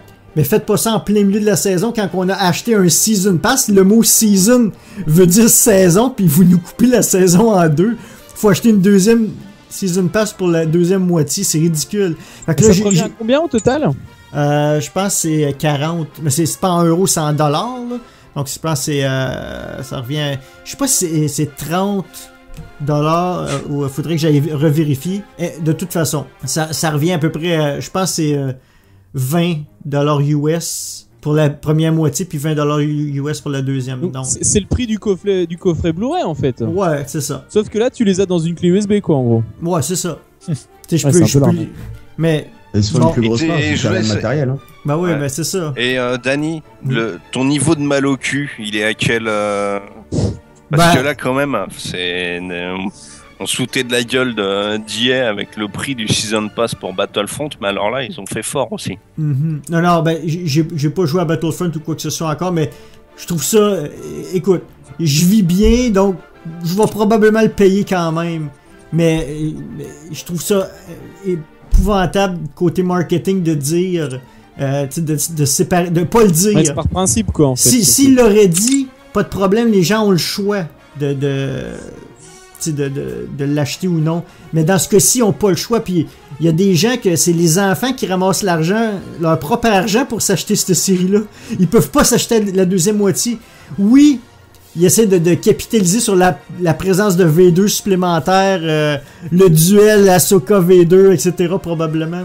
Mais bon, si tu regardes d'un point de vue marketing, toi tu viens de dire, tu vas la prendre la deuxième partie de saison. Donc finalement, ils s'en foutent parce que les gens ils vont la repayer. Hein. Oui, mais moi je vis bien. C'est pas tout le monde qui peut se permettre ça. C'est ça la différence. Ouais, mais je pense que malheureusement la grande majorité va quand même payer parce qu'ils se sont dit j'ai déjà la première moitié, j'ai payé la deuxième. Et d'un point de vue marketing, ils vont être gagnants. Hein. Mais ça, si au moins personne n'achetait la deuxième partie et ne remettait des commentaires pourraves. C'est bien beau de mettre des commentaires pourraves sur Amazon, mais si chaque mec qui gueule ou comme toi, t'achètes le 2. Bah moi je pense que c'est téléchargé aussi là. Parce que à un certain point, juste par principe là. Ouais, c'est malheureux à dire, mais moi les Rebels, j'ai pas encore acheté la saison parce que acheter le DVD m'intéresse pas. Moi je veux le Blu-ray. Donc les Rebels, il est hors de question que je m'achète, je m'abonne à CanalSat juste pour voir Disney XD. J'attends un qui passe sur France 4, 2 qui passe sur Disney Channel, parce que la saison 2 passe sur Disney Channel, mais surtout je les télécharge, point à la ligne, parce que c'est le seul moyen de les avoir en VOST. Alors d'accord, c'est pas bien, tout ça, mais à un moment faut arrêter la déconne. Sortez-nous-les en Blu-ray, faites qu'on n'ait pas à attendre 6 mois pour avoir les films, et puis basta. Vas-y. D'ailleurs, la qualité est pas meilleure en téléchargement plus que sur iTunes.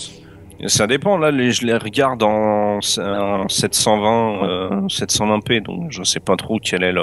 Je crois que c'est la même que iTunes. Je parlais plus pour Danny pour savoir parce qu'il fait les deux, donc... Ah non, je l'écoute en HD là, donc c'est vraiment la haute résolution là.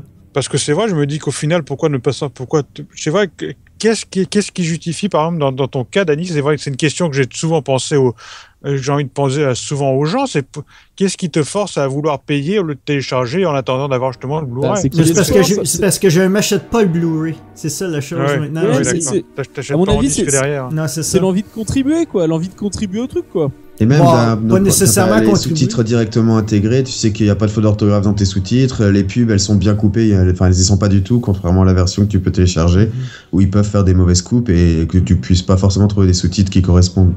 Ah oui, ça c'est si tu regardes avec sous-titres. Moi, c'est vrai que je peux regarder, en attendant les Blu-ray, je regarde sans sous-titres, donc c'est vrai que pour moi, que si j'achetais sur iTunes ou téléchargé gratuitement, pour moi c'est aucune différence, parce que de toute façon, je regarde sans sous-titres aussi, je parle d'une manière générale. Et tu les gardes dans un disque dur après? Ouais, c'est ça. Tout simplement. C'est parce que ça, j'essaie de limiter les objets physiques chez moi maintenant. C'est la même chose avec les romans. J'y vais audiobook, etc. Parce que, écoute, la maison commence à se remplir. Hein? Donc, à un certain point, j'essaie d'aller dans plus un médium numérique pour essayer de conserver certaines choses. Oui, comme par exemple The Force Awakens, le film, je vais l'acheter en Blu-ray parce que la qualité est extrêmement supérieure. C'est le plaisir aussi. Attends, par contre, des Blu-ray, tu vas pas me dire que c'est le Blu-ray qui va te prendre de la place dans ta maison. Non, mais je veux dire, c'est que si je commence à collectionner tout physique, ben là, ça va prendre de la place. Tandis que si je choisis mes pièces physiques, là, ça va prendre moins de place. Moi, je suis un collectionneur. Parce que c'est plusieurs saisons. Si t'achètes chaque coffret, t'as pas fini non plus. Ouais. Moi, c'est vrai que je suis un collectionneur, donc j'ai vraiment besoin de mes produits physiques, moi, derrière. Pour moi, j'ai pas l'impression de collectionner Star Wars si c'est juste sur ordinateur, quoi. J'ai besoin vraiment c'est un peu pour toutes mes collections, j'ai besoin de sentir que je touche la chose. Que ce soit un bouquin, un film, un CD, tout ça, j'ai pas l'impression de collectionner. Pour moi, c'est vrai que j'ai beau vivre souvent dans le monde virtuel, c'est vrai que j'ai besoin, pour moi, j'arrive. Voilà, c'est pour ça que j'ai beaucoup de mal à me décider à acheter quelque chose que je ne peux pas toucher. Donc c'est vrai que j'arrive pas à vouloir acheter un livre, un film ou une série télé, alors que ce sera juste un fichier numérique, juste une suite de 1 et de 0, un code binaire sur ordinateur. Non, mais l'avantage de le faire physique, comme tu fais, c'est que tu peux le revendre par la suite. Le numérique, tu peux pas le revendre. Ouais. Donc c'est l'avantage que tu as d'avoir physique. Et en tant que collectionneur, t'aimes ça que les gens qui viennent chez toi voient ta collection. Bien entendu. Je pense qu'il y a ce côté-là que beaucoup de collectionneurs physiques ont. C'est comme la fierté là, de montrer la collection. Pour moi, c'est vrai que tout ce qui est mes collections, pour moi, c'est comme évidemment, je suis un geek. Pour moi, c'est un peu comme si mon cerveau avait explosé dans là où j'habite. C'est-à-dire que c'est une extension de ma personnalité, de mon cerveau, de ce que je suis. Donc c'est vrai que c'est vrai que j'ai besoin de voir mes produits et tout ça à côté de moi. Donc c'était mon coup de gueule et on le voit surtout en Amérique sur Amazon et iTunes, les critiques sont virulentes, donc on espère que au moins la prochaine saison ils vont être clairs dès le départ. C'est surtout ça que j'espère. Et on n'a toujours pas de date, ils disent toujours pas s'ils vont les sortir en Blu-ray les Star Wars Rebels justement. J'ai pas vraiment regardé. Sylvain en parlait tout à l'heure, il disait justement qu'en France, il n'y avait pas assez de ventes. Le marché Disney les sortirait quand il y aura un marché pour. Et là, il n'y a pas de marché pour des séries animées en Blu-ray. Donc encore une fois, Thomas, si tu les veux, en Amérique avec la VF québécoise. Ouais. Je déconne en DVD. Je les garderai en 720p, tant pis. Donc, on poursuit rapidement. J'irai pas en détail parce qu'on en a parlé dans Star Wars en direct littérature numéro 3, mais on a eu un extrait du prochain roman de Claudia Gray, Bloodline. Donc, c'est un roman qui va se concentrer sur la princesse Léa entre l'épisode 6 et 7 et un peu son rôle politique et comment son rôle va évoluer vers les événements du réveil de la Force. Donc, allez écouter Star Wars en direct littérature numéro 3, c'était très intéressant. On a aussi un petit extrait sur lequel on discute. Donc ça va valoir vraiment la peine. Ça va être un roman, je crois, attendu de plusieurs personnes qui aiment les romans pour adultes. Maintenant, Génération Star Wars et science-fiction ont eu un grand succès l'an dernier et cette année, ils ont annoncé qu'ils allaient augmenter la surface de convention pour cette 18e édition. Donc, avant, ça se déroulait seulement à l'espace Chambon. Donc, maintenant, ils ont rajouté le centre Éric Tabarly qui se situe juste de l'autre côté du parc, pour ceux qui connaissent l'endroit. Donc, ceci va permettre d'avoir beaucoup plus d'animation supplémentaire. Ils vont aussi rajouter un chapiteau du côté de l'espace Chambon et un chapiteau du côté du centre Tabarly en plus. Donc, justement, en parlant d'animation supplémentaire, ben, je vous annonce aussi que Star Wars en direct va avoir une plage horaire, encore une fois, cette année à la convention. Puis on va faire un enregistrement live. Ça devrait être Thomas, Sébastien et Raphaël qui devraient être présents. J'espère que ça va se confirmer. Et ça devrait être samedi soir. Donc, on va vous donner plus de détails au fur et à mesure qu'on va l'avoir. Et puis, c'est toujours à noter que la convention va se dérouler le week-end du 30 avril et 1er mai. Et que ça reste toujours gratuit. Donc, c'est ça qui est vraiment intéressant de cette convention-là. Les Français, vous avez une superbe convention qu'il ne faut pas manquer à chaque année et qui est gratuite. Donc, profitez-en. Si vous voulez tous les détails, allez sur le site web Gen, G-E-N, donc genstarwars.com. Et voilà. Peut-être qu'un jour, j'arriverai à y aller. Peut-être, ouais. Et Thomas, tu es toujours là? Oui, je suis toujours là, oui. T'espères pouvoir y aller, j'espère? Bah, normalement, écoute, on doit y aller. Alors, la particularité, c'est que du coup, j'y vais avec mes gamins et leurs cousins. Donc, si tu veux, il va y avoir le côté, ils vont, moi, je vais être quand même pas mal centré sur les enfants. Je pense qu'a priori, on va essayer de se débloquer un moment pour pouvoir faire cette animation.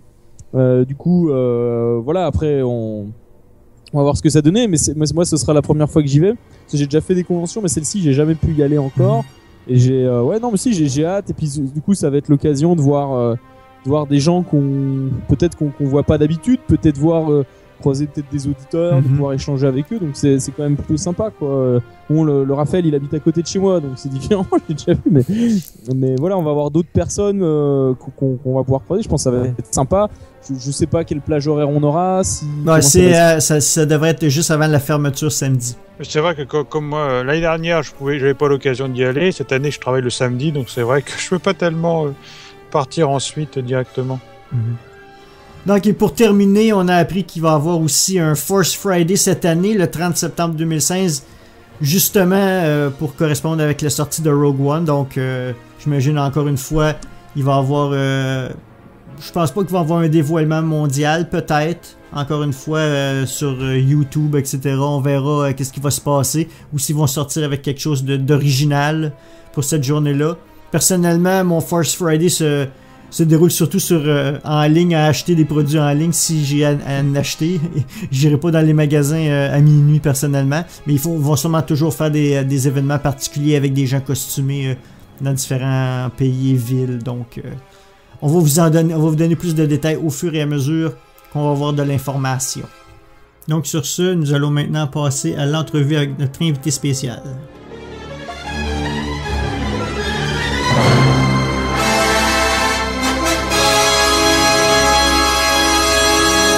Bon, rebonjour à nos auditeurs. Vous avez sûrement vu passer sur vos réseaux sociaux cette semaine une recherche sur l'univers étendu de Star Wars où l'on nous expose d'un point de vue graphique et statistique les interconnexions entre les personnages et les factions et selon leurs époques d'évolution. Notre prochain invité est l'auteur de ce projet d'envergure galactique, on pourrait dire, qui a été effectué à l'École Polytechnique Fédérale de Lausanne en Suisse. Monsieur Kirill Benzi, bienvenue à Star Wars en direct. Merci beaucoup de me recevoir. Bonjour à tous. Avant d'aller plus en détail sur ton projet, est-ce que tu peux nous en dire un peu sur toi et ta passion sur Star Wars? Alors ma passion pour Star Wars, elle remonte à vraiment, disons, depuis que je suis né. Pour donner une idée, j'ai regardé les épisodes 4, 5, 6, 60 fois chacun. Okay. Un peu le niveau. J'ai un sabre laser, enfin j'ai tout. Je suis vraiment un fan. Et au niveau après de mon parcours, là je suis actuellement doctorant en thèse à l'EPFL.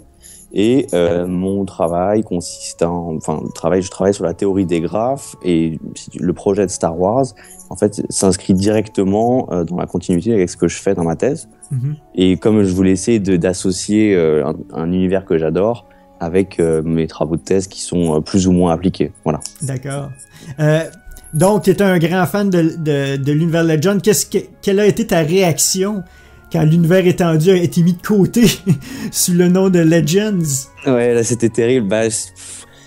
Bon, je sais pas s'il faut bien parler du dernier épisode. Tu peux en parler avec Henri si t'as fait une dépression après ça. Bon, mais moi sûr de vouloir ouvrir à nouveau cette boîte de Pandore. Voilà, c'est ça. Moi, je veux pas polémiquer là-dessus, quoi. Mais c'est vrai que je trouvais que c'était un petit peu dommage de limiter, de dire que c'est plus canon, alors qu'en fait l'univers est étendu, comme on a vu comme on peut le voir dans l'analyse, on a plus de 20 000 personnages. Mm-hmm. Et là, en fait, si on que les 7 films, on n'a pas beaucoup, quoi. Donc c'est un petit peu dommage. Voilà, mm-hmm. C'est juste mon avis simple là-dessus. Donc, qu'est-ce qui t'a donné l'idée de faire la recherche sur l'univers étendu? C'est vraiment ta passion, à défaut de le faire sur un autre sujet, j'imagine? Oui, c'est exactement ça. Tu vois, c'était tout l'univers Star Wars. J'ai joué à tous les jeux, enfin beaucoup de jeux, etc. Donc moi, c'est une période que j'aime bien, c'est tout ce qui est Old Republic. Mm-hmm. Et du coup, c'était intéressant parce que dans l'univers étendu, quand on analyse, il y a beaucoup de personnages qui sont de cette époque et il y a pas mal de connexions qu'on peut faire, qu'on voit pas forcément. Tu vois, ça sort un petit peu de l'univers des films qu'on connaît, mm-hmm. qu'on a vu 1000 fois chacun, quoi. Mm-hmm. Donc ça, c'était assez intéressant. Et tout l'univers, toute la période, les 36 000 années de Star Wars, quoi. Donc ça, c'était... voilà. Et j'imagine, étant donné la quantité d'informations, c'est un bon sujet de recherche, en fait, parce qu'il y a énormément d'informations. Alors ouais, les données, ça a pris un petit peu de temps à extraire, enfin, un petit peu de temps. En fait, je voulais être, si tu veux, assez gentil avec le serveur, donc toutes les données de Star Wars, elles viennent du Wikipédia, donc c'est assez marrant, c'est le Wikipédia de Star Wars, où il y a vraiment tout, il y a des gens qui contribuent en permanence, et c'est si tu regardes la biographie d'un personnage de film, elle fait, je crois, 50 pages de Word, quoi, tellement c'est l'étendue. Et du coup, l'idée c'était de faire un espèce de petit robot qui allait parcourir, crawler le site, on appelle ça, techniquement, pour récupérer fureter peut-être, je sais pas. Fureter le site. Ouais, alors je connais pas en français le mot, mais disons récupérer toutes les pages du site. Alors pour ça, il fallait d'abord qu'on arrive à identifier tous les personnages. Et en fait, c'est pas pratique parce qu'il n'y a pas d'index dans le site qui donne la liste de tous les personnages. C'est ça, parce que sinon ça aurait été beaucoup plus simple de récupérer tous les personnages par ici et de faire l'analyse. Donc j'ai dû me débrouiller pour récupérer par les catégories, comme dans Wikipédia, il y a des catégories en bas. Et là, c'était les catégories, par exemple, les individus qui appartiennent à telle planète, à telle faction, etc. Et une fois que j'ai réussi à récupérer toute cette liste de catégories, j'ai pu extraire la biographie de chaque personnage. Et donc là, il y en avait environ... exactement 21 647. Wow. Donc ça, c'était assez surprenant, en fait, de voir autant de personnages dans l'univers de Star Wars, quoi. Et ça, c'est ton petit robot qui va sur les sites, c'est programmé, c'est de la programmation pure et dure. Oui, voilà, ça c'est ce que je fais, oui, oui, en formation, moi je suis software engineer, et là, du coup, je fais ma thèse en computer science aussi, donc oui, c'est de la programmation, ouais. D'accord. Ta recherche a été effectuée en 2 parties jusqu'à présent. Est-ce que tu peux nous vulgariser un peu les résultats de la première partie qui se concentre sur les espèces, la relation entre les personnages et leurs factions, ainsi que la distribution par époque? Alors alors la première partie de l'analyse, c'était de regarder un petit peu comment on pouvait faire la répartition des espèces dans l'univers. Et ce qui est très, très surprenant, c'est qu'en fait, il y a 78% d'humains. Alors qu'on dans les films, on voit des extraterrestres, on voit des monstres de toutes les couleurs. Mais en fait, c'est surtout les livres et les jeux vidéo, il y a beaucoup d'humains. Et je pense que c'est une raison assez simple, c'est que un auteur, on est sur Terre, on s'identifie plus facilement à un humain, les yeux bleus, verts, qu'à un espèce de monstre, tu vois, un Hutt ou un truc comme ça. Ouais. Donc ça, c'est assez logique, mais c'était surprenant parce que c'est pas évident que dans l'univers de Star Wars, il y a environ 300 planètes, qu'il y ait des 80% d'humains en général, quoi. Voilà. Après, au niveau des autres factions, la deuxième plus importante, c'est les Twi'lek, les Rodiens et les Wookiees. Et par exemple, les Hutt, qui sont pas dans les 15 premières, dans les 10 premières, ils arrivent un petit peu plus tard. Il n'y en a pas tant que ça, en fait, dans l'univers, en tout cas, qui a été décrit dans les livres, etc. Même alors, je te pose une question par rapport à cette répartition. C'est dans leur utilisation dans les livres. Alors, ça ne veut pas dire que leur répartition dans la planète est proportionnelle. Alors, c'est comme les données, en fait, on peut les avoir que dans le contenu qui a été donc référencé dans le wiki. Le contenu, il vient soit des livres, soit des jeux vidéo, soit des films ou des cartoons, mais en tout cas tout ce qui existe. Et donc effectivement, cette répartition là, elle est pas du tout représentative, on suppose, de l'univers. Mais le problème c'est que c'est ce qui a été décrit dans c'est leur importance dans les scénarios en fait, c'est ça surtout. Non, c'est vraiment le nombre de personnages qui sont inscrits dans Wikipédia. Oui, mais nombre de personnages, comment j'entends. Ce que je veux te dire, c'est que du coup, c'est ceux qui ont été choisis d'être présentés dans les histoires des bouquins. Mais c'est pas forcément une répartition.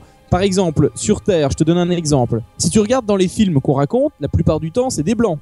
Ouais. Alors qu'en réalité, et tu vois très peu d'asiatiques finalement. Alors qu'en fait, la répartition mondiale, la majorité sont asiatiques. Oui, c'est exactement la même chose. C'est exactement ça. C'est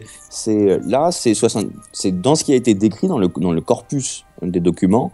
78% des personnages ça veut pas dire. Ça veut pas du tout dire que. Voilà, c'est ça. Mais le problème c'est là c'est ça, c'est l'analyse sur le corpus, mais ça se trouve oui, non, évidemment, il y a 1% d'humains et tout le reste c'est des espèces qu'on connaît pas. Mais ce qui est décrit dans l'univers de Star Wars référencé dans le wiki, c'est 78% d'humains. On parle aussi ici de création d'auteur, donc c'est tout ce qui a été créé de cet univers-là. C'est pas la réalité de l'univers en fait, c'est qu'est-ce qui a été créé autour de cette franchise-là. Exactement. Puis je pense aussi qu'il y a une partie du fait comme on est nous-mêmes humains, je pense qu'il y a un instinct qui nous pousse justement à mettre des humains plus en avant que les aliens. Moi je suis pas du tout d'accord. Hein. Alors si vous voulez justement... un truc rigolo à propos de ça, justement, ça me fait penser à ça, c'est que j'ai pas dit dans le site, parce que dans les travaux, parce que je voulais pas faire polémique, mais si vous voulez, le caractère, le personnage moyen de l'univers, il est blanc, humain, masculin, il fait 1m80, il a les yeux marrons. Mm-hmm. C'est ce qui sort. Moi, quoi. Et attention, c'est pas sa faction, mais son type, ils appellent ça des types, c'est un criminel, parce qu'il y a plusieurs types, il y a les Jedi, il y a les Sith, et donc ce qu'il y a en majorité, c'est un humain blanc criminel, en gros, dans l'univers de Star Wars. Mais je voulais pas trop le mettre, parce que je me suis dit, ça va faire des polémiques et tout, mais voilà, c'était assez surprenant aussi, mais ça s'explique, quoi. Peut-être par le public qui lit les livres ou les jeux vidéo, que c'est plus des garçons, donc voilà. C'est le profil typique un peu d'un Han Solo contrebandier, en fait. Exactement. Mm-hmm. Après, ça peut faire polémique, mais après, c'est la vérité basée sur des faits vérifiés et prouvés. Après, je pense que ça mérite d'être mentionné. Enfin, pour moi. Ouais, non, mais c'était pour polémique dans le sens, pour pas qu'on dise, ah oui, Star Wars, c'est pas balance, on n'a pas tout le monde. C'est juste ça, c'est pas. Voilà. Ouais, c'est vrai que c'est plus les autres qui auraient pu modifier, plus les lecteurs qui auraient pu modifier les données à leur propre sens. Ouais, c'est voilà. Alors si juste on continue un petit peu juste pour l'analyse des personnages.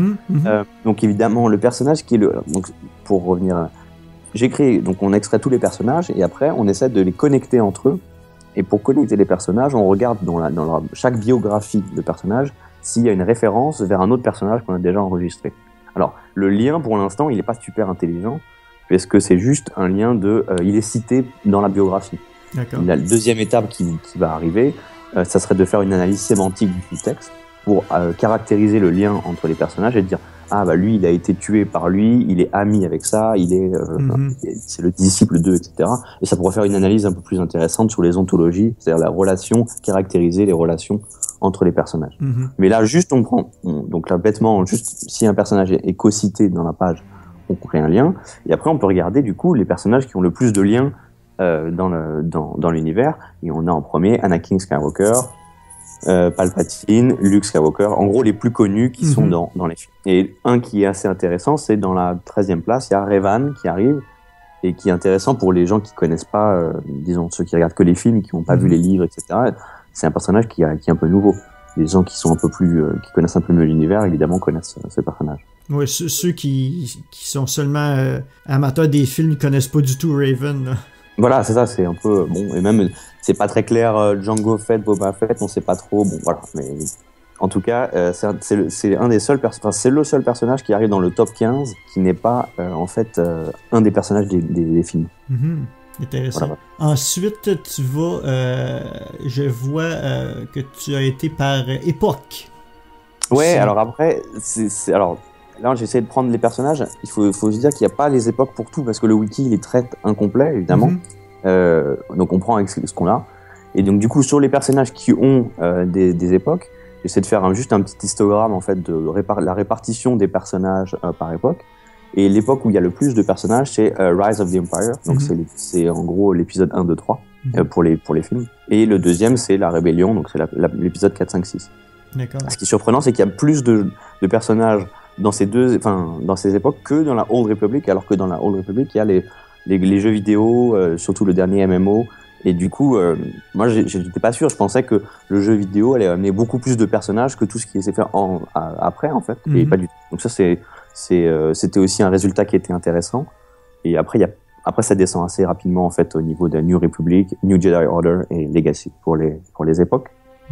Mais ça me surprend pas qu'il y ait un peu moins de personnages du côté Rébellion parce que, en fait, c'est beaucoup plus dans les films mais on suit beaucoup plus un plus petit groupuscule de personnages, malgré que je compare avec la Nouvelle République qui a énormément. La Nouvelle République, c'est 30 ans d'univers étendu, là, qui aurait eu beaucoup de personnages, et puis il n'y en a pas tant que ça. Mais ici, le graphique, c'est des relations ou le nombre de personnages? Là, c'est juste typiquement le nombre. Là, c'est juste le nombre de personnages. C'est vraiment l'histogramme des personnages. Ok. Voilà. Et puis, alors après, on a fait un truc qui était assez intéressant, c'est justement, comme on n'a pas tous les personnages, on n'a pas toutes leurs aires, donc l'époque dans laquelle ils vivent, on s'est dit, est-ce qu'on pourrait utiliser des algorithmes, disons, standards de théorie des graphes pour inférer, c'est-à-dire trouver l'époque des personnages qui sont manquants. Donc, ça, c'est intéressant, parce que c'est une application directe de notre réseau de personnages qu'on a créé juste avant. Et l'idée, c'est de dire, si je suis connecté à des personnages qui appartiennent tous à l'époque Rise of the Empire, probablement que moi aussi. Ok. C'est comme si tu disais, si mes amis viennent de telle ville, si la majorité de mes amis viennent de telle ville, ben probablement que tu viens de cette ville-là. Voilà, sauf que sauf que là, le réseau, comme c'est par rapport à une époque, on considère que les gens, ils interagissent avec des gens de leur époque. Okay. Tu vois. Donc, comme elles sont assez grosses, il y a des époques qui durent plusieurs milliers d'années, d'autres qui durent 30 ans. Si tu vois, c'est plus facile, disons que ça a plus de sens du coup de faire cette inférence-là pour les époques que juste de dire pour les amis, quoique la plupart de tes amis, voilà, tu peux être aussi de la même région, mais avec Facebook, etc. Bon, c'est plus vraiment vrai. Ouais, c'est vrai. Mais pour le coup, ça marche assez bien puisqu'on avait 80% d'accuracy, de précision, voilà. Donc avec seulement 60% des valeurs. Donc c'est-à-dire qu'on peut inférer, d'une manière assez correcte, des valeurs qu'on n'avait pas du tout avant. C'est-à-dire que c'est peut-être faux, il y a 20% d'erreurs, mais de toute façon c'est pas fait dans le wiki. Donc bon, c'est déjà mieux que rien, quoi. Après on pourrait justement aider. Ce qui était intéressant, c'est de proposer au wiki dans les personnages qui sont incomplets une époque, et après de demander aux reviewers de ceux qui éditent le wiki, de dire peut-être que ça c'est bien, ça c'est pas bon, etc. Donc c'est aussi utile pour améliorer, disons, qu'on ait une meilleure compréhension de l'univers étendu ensemble, quoi. Oui, on voit le graphique ici sur ton site qui t'avait les points en noir, qui étaient les personnages qui avaient inconnus. Qui n'avaient pas d'infos, voilà, inconnus. Et puis après on infère avec, c'est pour ça que en couleur. Et après, voilà, on voit que le gros nœud noir qui est connecté à plein de bleus devient bleu. Donc voilà, c'est juste un exemple comme ça. En fait. J'imagine que tes graphiques, en réalité, sont en 3 dimensions. Ici, on voit une représentation de 2 dimensions, mais j'imagine qu'on peut tourner autour, peut-être? Alors, ceux-là, non. En fait, ils sont déjà mis en 2 dimensions. Mais en fait, en soi, le réseau, il a une complexité qui est du nombre de points. Donc, en fait, c'est toujours une projection un réseau, ça c'est un truc qui est par exemple avec des coordonnées géographiques. Typiquement, je fais un réseau, là c'est facile de le mettre sur une carte, mais là finalement il y a des algorithmes pour dessiner le réseau parce qu'il n'y a pas forcément une représentation qui est mieux qu'une autre. Donc on essaie de trouver un meilleur compromis en fait pour essayer de placer les nœuds qui sont proches à côté. Mais évidemment c'est toujours une projection, donc on essaie en 2D ou en 3D. Mais le réseau original en fait il est en n dimensions. C'est pas si clair, c'est un peu trop technique. Mais par exemple, ton prochain graphique, je l'ai adoré, c'est vraiment les factions.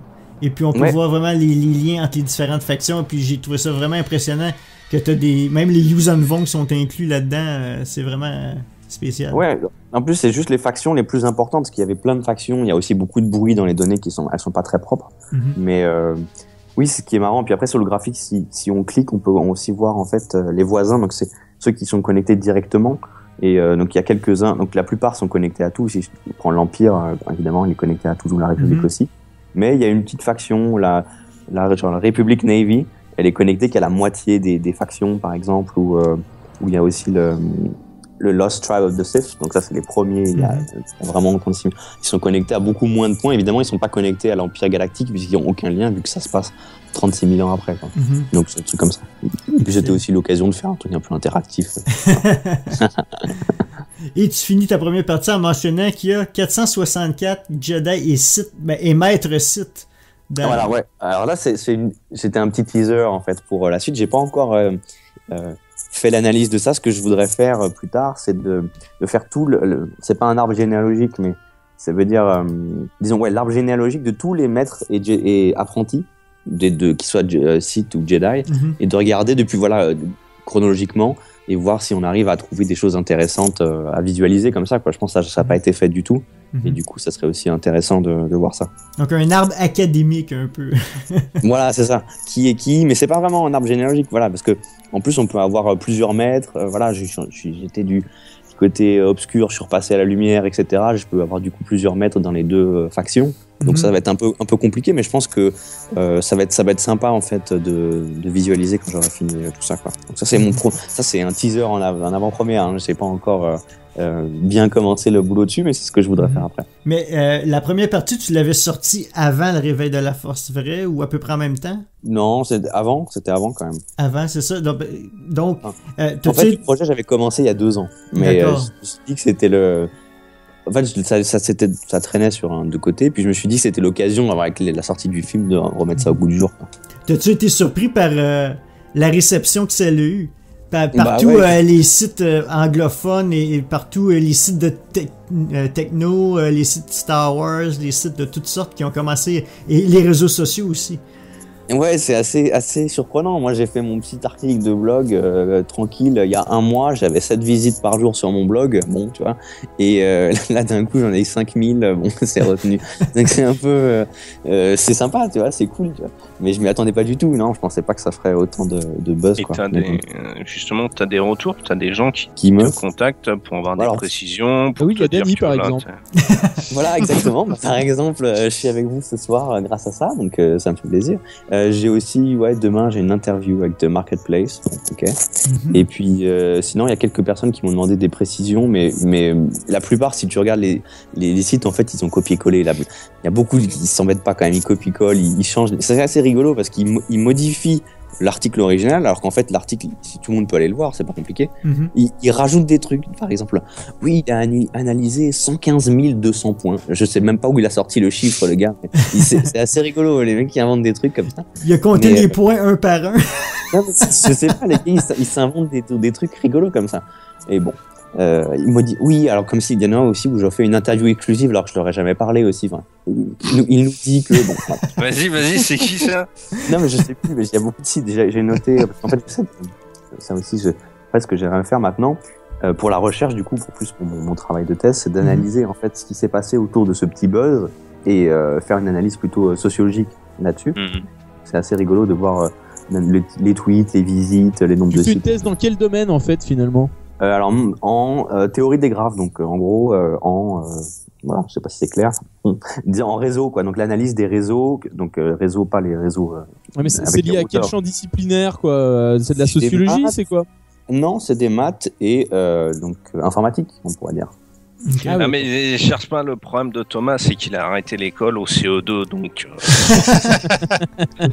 Ah mais moi j'attendais poésie ou histoire géo, je voyais pas d'autres trucs. Non, c'est des maths, je sais pas si c'est lié à maths, programmation, enfin tous ces trucs-là, quoi. Et après t'enchaîneras avec une étude sociologique de la réaction des femmes par rapport à cette étude-là, c'est ça? Voilà, parce qu'en fait, pour cette étude sociologique, elle sera aussi basée sur les maths et sur les graphes, puisque Twitter, c'est un grand réseau de gens qui se parlent, qui retweetent, qui likent, etc. Et du coup, ça, on peut aussi analyser et après faire une espèce de cartographie, de voir, ah bah c'est parti de Suisse, ça s'est propagé je sais pas, en Belgique, après en Espagne, après aux US, etc. Et après, on peut essayer de visualiser tout ça aussi. Donc, si j'ai bien compris, il faut qu'on arrête de poser des questions cons, parce que sinon, après, dans l'analyse sociologique, on va prendre plein la gueule, quoi. non, mais je ferai une exception pour vous, ça va. T'as intérêt, hein, parce que sinon on te retrouve, on te casse les genoux. Non, mais c'est bien parce que ça te crée une autre dimension à ta thèse, en fait. Ouais, c'est exactement. Mais c'est marrant, je m'y attendais pas. Et du coup, là, je suis en train d'essayer de me dépêcher de récupérer les trucs Twitter, parce que Twitter, il te laisse que 2 semaines, en fait, pour récupérer les tweets. Donc, j'essaie de récupérer tout. Là, j'ai commencé à faire mon petit code pour récupérer pour faire une analyse après, quoi. Donc, ça serait rigolo. Ce qui est quand même génial, c'est que quand t'es en thèse, certes, tu étudies, mais t'es aussi payé, quoi. Et t'es payé, finalement, pour faire ça, quoi. Alors attends, moi mon truc de Star Wars, je l'ai fait sur mon spare time, le week-end tranquille, hein, je suis pas payé pour faire. Mais par contre, ça fait partie de ta thèse quand même. Pas vraiment. Bah en fait, là, si j'arrive à faire une analyse plutôt sociologique autour de ce buzz, là, je pourrais le mettre dans ma thèse. Sinon, là, c'est juste pour le fun, quoi. C'est juste pour le fun, ça. Ah ouais, d'accord. Non, ma thèse, elle fait un truc un peu plus. Mais tu sais que t'as des mecs, moi j'ai vu, t'as des mecs qui ont fait des thèses, tu sais, justement sur Star Wars. Hein. Enfin, si tu veux, c'était sous une discipline plus ou moins imbriquée, mais c'était une discipline liée à Star Wars, tu vois, par exemple. Oui, mais ça c'est plutôt en sociologie, par exemple l'impact de la culture populaire sur les gens, etc. Mais je pourrais pas qu'il y ait des thèses de Star Wars en sciences, quoi. Bon, oui, c'est ça, voilà. Ouais, c'est pas trop faire le rapport informatique ou mathématique via Star Wars, quoi. Bah, si tu veux, j'ai du mal à présenter un jury. Salut les gars, j'ai fait tout sur Star Wars. T'aurais pu calculer les 12 parsecs, par exemple. Ouais, voilà. Maintenant, t'as fait une deuxième partie récemment. Donc, t'as publié la deuxième partie récemment. Donc, tu vas un peu plus en détail sur les relations maintenant, ou le réseau de connexion entre les personnages. Alors voilà, la deuxième partie, en fait, je l'ai faite parce que donc en fait voilà, la journaliste à l'université nous a contacté pour faire pour parler de ça, et je me suis dit c'est dommage elle vous demandait des précisions, et en fait je me suis dit c'est dommage de pas pouvoir faire un petit article, enfin un petit post de blog là-dessus avant de lui donner les infos. Et du coup c'était cette deuxième partie, c'était sur la visualisation des personnages. Donc on voit donc c'est pareil, là on a pris tous les personnages, donc là vraiment le gros graphe et de réseau, le graphe c'est réseau, c'est pareil, et donc on l'a dessiné, et maintenant on a coloré les différentes communautés. Donc une communauté dans l'intérieur des graphes, en fait c'est tout bête, hein, c'est comme une communauté sur Facebook. C'est que ce qui définit une communauté, c'est qu'on a plus de liens entre nous qu'avec l'extérieur. Donc c'est exactement ça. Dans Star Wars, il y a aussi des personnages qui sont isolés, qui sont connectés qu'entre eux. Donc c'est ce qu'on voit en fait à la périphérie de l'image. Donc en fait, probablement qu'en fait c'est des personnages qui sont pas très bien documentés, et du coup, on peut pas les relier au corpus qu'on connaît tous, qui est dans l'image représenté au milieu, avec tous les gros personnages, etc.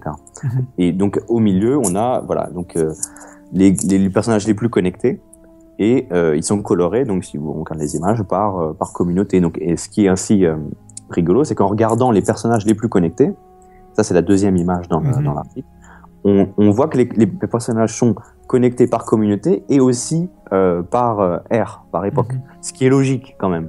On s'attend à ce qu'on soit quand même connecté à des gens qui sont contemporains, avec qui on communique. Mais la remarque qui était intéressante, qui m'a surpris quand j'ai vu, c'est qu'il y a des personnages qui sont de la Old Republic qui sont quand même connectés à des personnages 3000 ans après. Et donc là, la raison, c'est ok, pourquoi, comment c'est possible?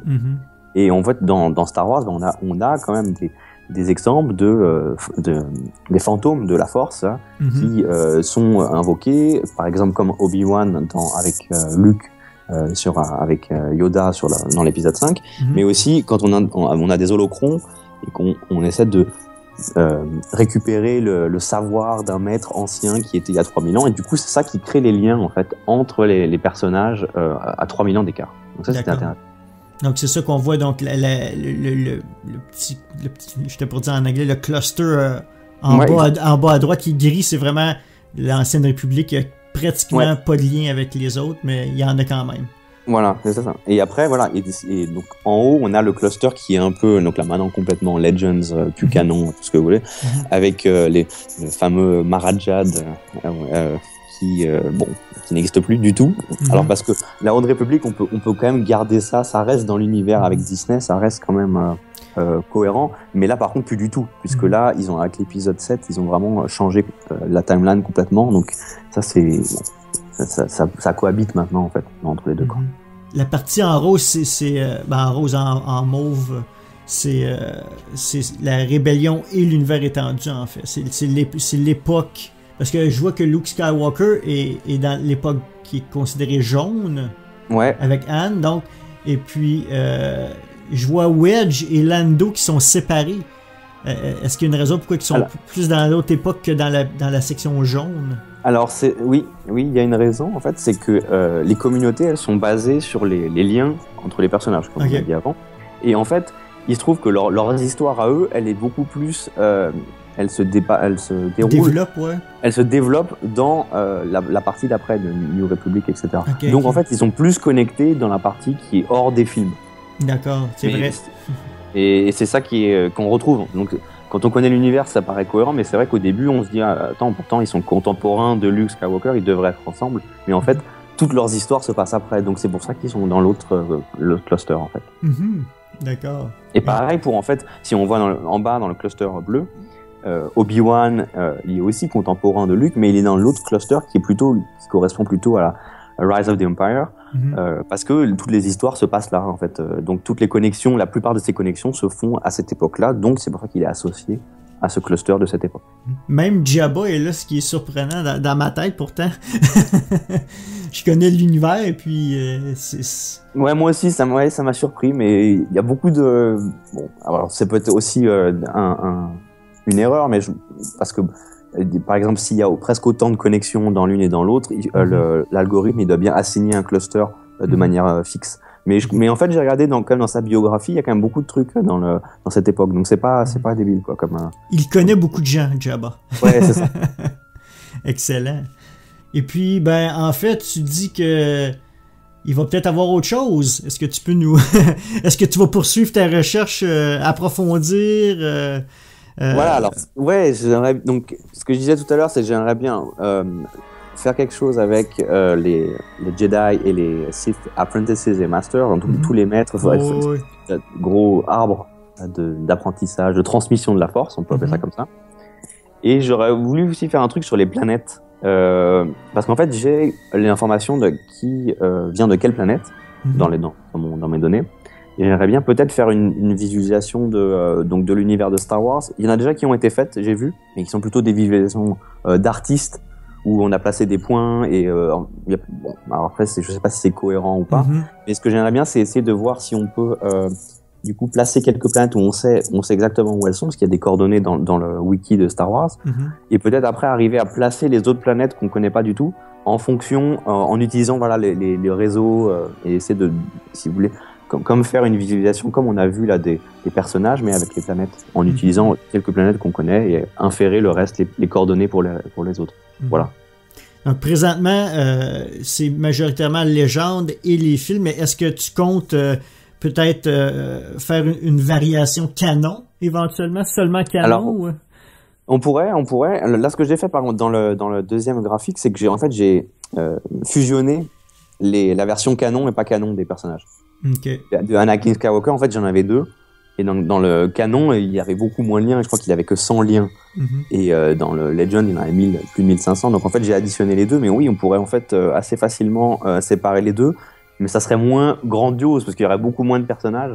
Et du coup, on pourrait le faire. Hein, mais ça serait en développement, en fait. Voilà, c'est ça. Ça serait tu parlais que tu ramassais de l'information. Le petit robot, le petit programme que tu envoies, c'est quoi les types de champs ou d'informations qu'il recueille? Parce que tu mentionnais certaines planètes. Ouais, alors je peux dans le détail, il y a beaucoup de trucs. En fait, c'est toutes les infobox, comme dans Wikipédia, il y a à droite. Ah, ok, oui, d'accord. C'est toute l'infobox. Donc, alors, il y en a qui sont plus ou moins complètes, mais par exemple, il y a donc la classe de personnage, est-ce que c'est un Jedi, un Sith, un criminel, etc. Sa faction, à qui il appartient, son époque, s'il y a, sa planète d'origine, après ses caractéristiques physiques, par exemple sa taille, ses yeux, son poids. Donc c'est marrant pour Jabba, il fait 600 kilos. Non, il fait plus que 600 kilos, non, il fait 1 tonne 3, il a 600 ans, pardon. c'est l'inverse. Mais voilà, c'est des trucs qui servent à rien, mais qui sont quand même rigolos. On pourrait presque faire des statistiques, genre le poids moyen des personnages de Star Wars. Ça sert à rien, mais ça fait. La santé physique des personnages de l'univers. Exactement, mais s'ils mangent trop, pas. Intéressant. Avant de te laisser, qu'est-ce que t'as pensé du Réveil de la Force? Bon, est-ce qu'on peut parler à cœur ouvert ou oui. Avec nous, jamais. Est-ce que t'as trouvé mieux qu'Avatar? Mais il va pas comprendre le running gag aussi. Ouais, bon, ok, je te donne mon avis, je te dis après pour Avatar. Alors, graphiquement, super. Vraiment, les images, nickel, tout ce que tu veux. Le problème, c'est que c'est l'épisode 4. Enfin, c'est un reboot. Moi, si on m'appelle reboot, il n'y a pas de problème. Si on me dit que c'est un nouveau film, j'attends un peu plus qu'une 3e étoile de la mort qui fait 100 fois la taille. Et c'est un peu ça qui m'a déçu. Et le méchant qui est... Au début, il est trop fort. Moi, au début, quand je suis rentré dans le cinéma, j'ai vu le truc, j'ai fait... Ça y est, un mec stylé. Après, il enlève son masque, il pleure, il fait donne-moi de la force, vide. Il a une tête de con. Voilà. Bon, ça c'est ça. Et la fille qui est juste trop forte. Ça c'est par contre, c'est pas très cohérent avec l'univers étendu parce que il y a toujours un apprentissage, ça prend du temps, etc. Même Luke Skywalker, il apprend dans le vaisseau. On sait pas combien de temps ça dure le trajet. Il peut apprendre. Là, la fille, en 2 secondes, ça y est, elle contrôle tout le monde, elle est trop forte. Bon, ça, c'est mon avis, voilà. Alors, peut-être, toi, vous avez d'autres avis différents, mais... Laissez-les-moi, je vais me le faire. Non, c'est correct. Mais disons que... Tu vas rien faire du tout, oui. On devrait en apprendre plus dans les prochains films, en fait. Alors, voilà, c'est ça. Et Kirel, du coup, par rapport à effectivement à ce que tu dis, effectivement, c'est des critiques qu'on a souvent entendues. Est-ce que je voulais te demander, est-ce que tu écoutes des fois Star Wars en direct, du coup, notre émission? Eh ben là, j'ai regardé du coup quelques podcasts, ouais.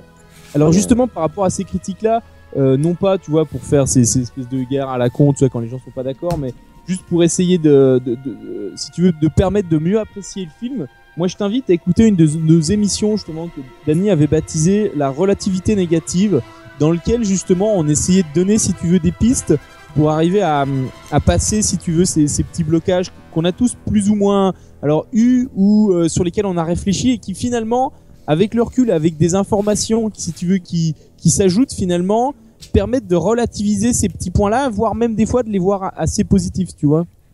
Oui, bah, c'est vrai que j'ai lu quelques trucs, par exemple, sur là le méchant, il est pas vraiment méchant pour l'instant, c'est plutôt un ado et évidemment, il va être très méchant dans le prochain. Et dans le dernier, il sera sûrement gentil. Bon, mais il va parce qu'en fait, c'est Star Wars, c'est une épopée. C'est comme l'Iliade et l'Odyssée, c'est toujours la même chose qui se répète. C'est je tombe vers le côté obscur, je reviens vers la lumière. C'est la rédemption. On a vu la même chose avec Darth Vader dans l'épisode 6 quand il jette l'empereur. C'est pareil. Ça me gêne pas en fait. C'est juste que j'ai trouvé que le méchant au début, il était trop fort. J'aurais préféré qu'il soit juste comme on le voit, pas sûr. Et que mais bon, je suis d'accord, il va se révéler. Là, il n'était pas vraiment. Déjà, c'est pas un Sith, c'est un Knight of Ren. Ok, il a pas fini sa formation. Et j'ai vu pas mal d'arguments, donc je suis assez d'accord. Tu l'as écouté cette émission dont je te parle ou pas? Non, j'ai pas écouté ça là. Eh ben écoute, avec plaisir si tu pouvais l'écouter puis nous donner ton retour justement après avoir entendu ces éléments, parce que du coup, si on refait la même émission, ça va être redondant pour les auditeurs, mais n'hésite pas à y jeter un coup d'œil puis à nous faire part de ton avis sur les réseaux sociaux.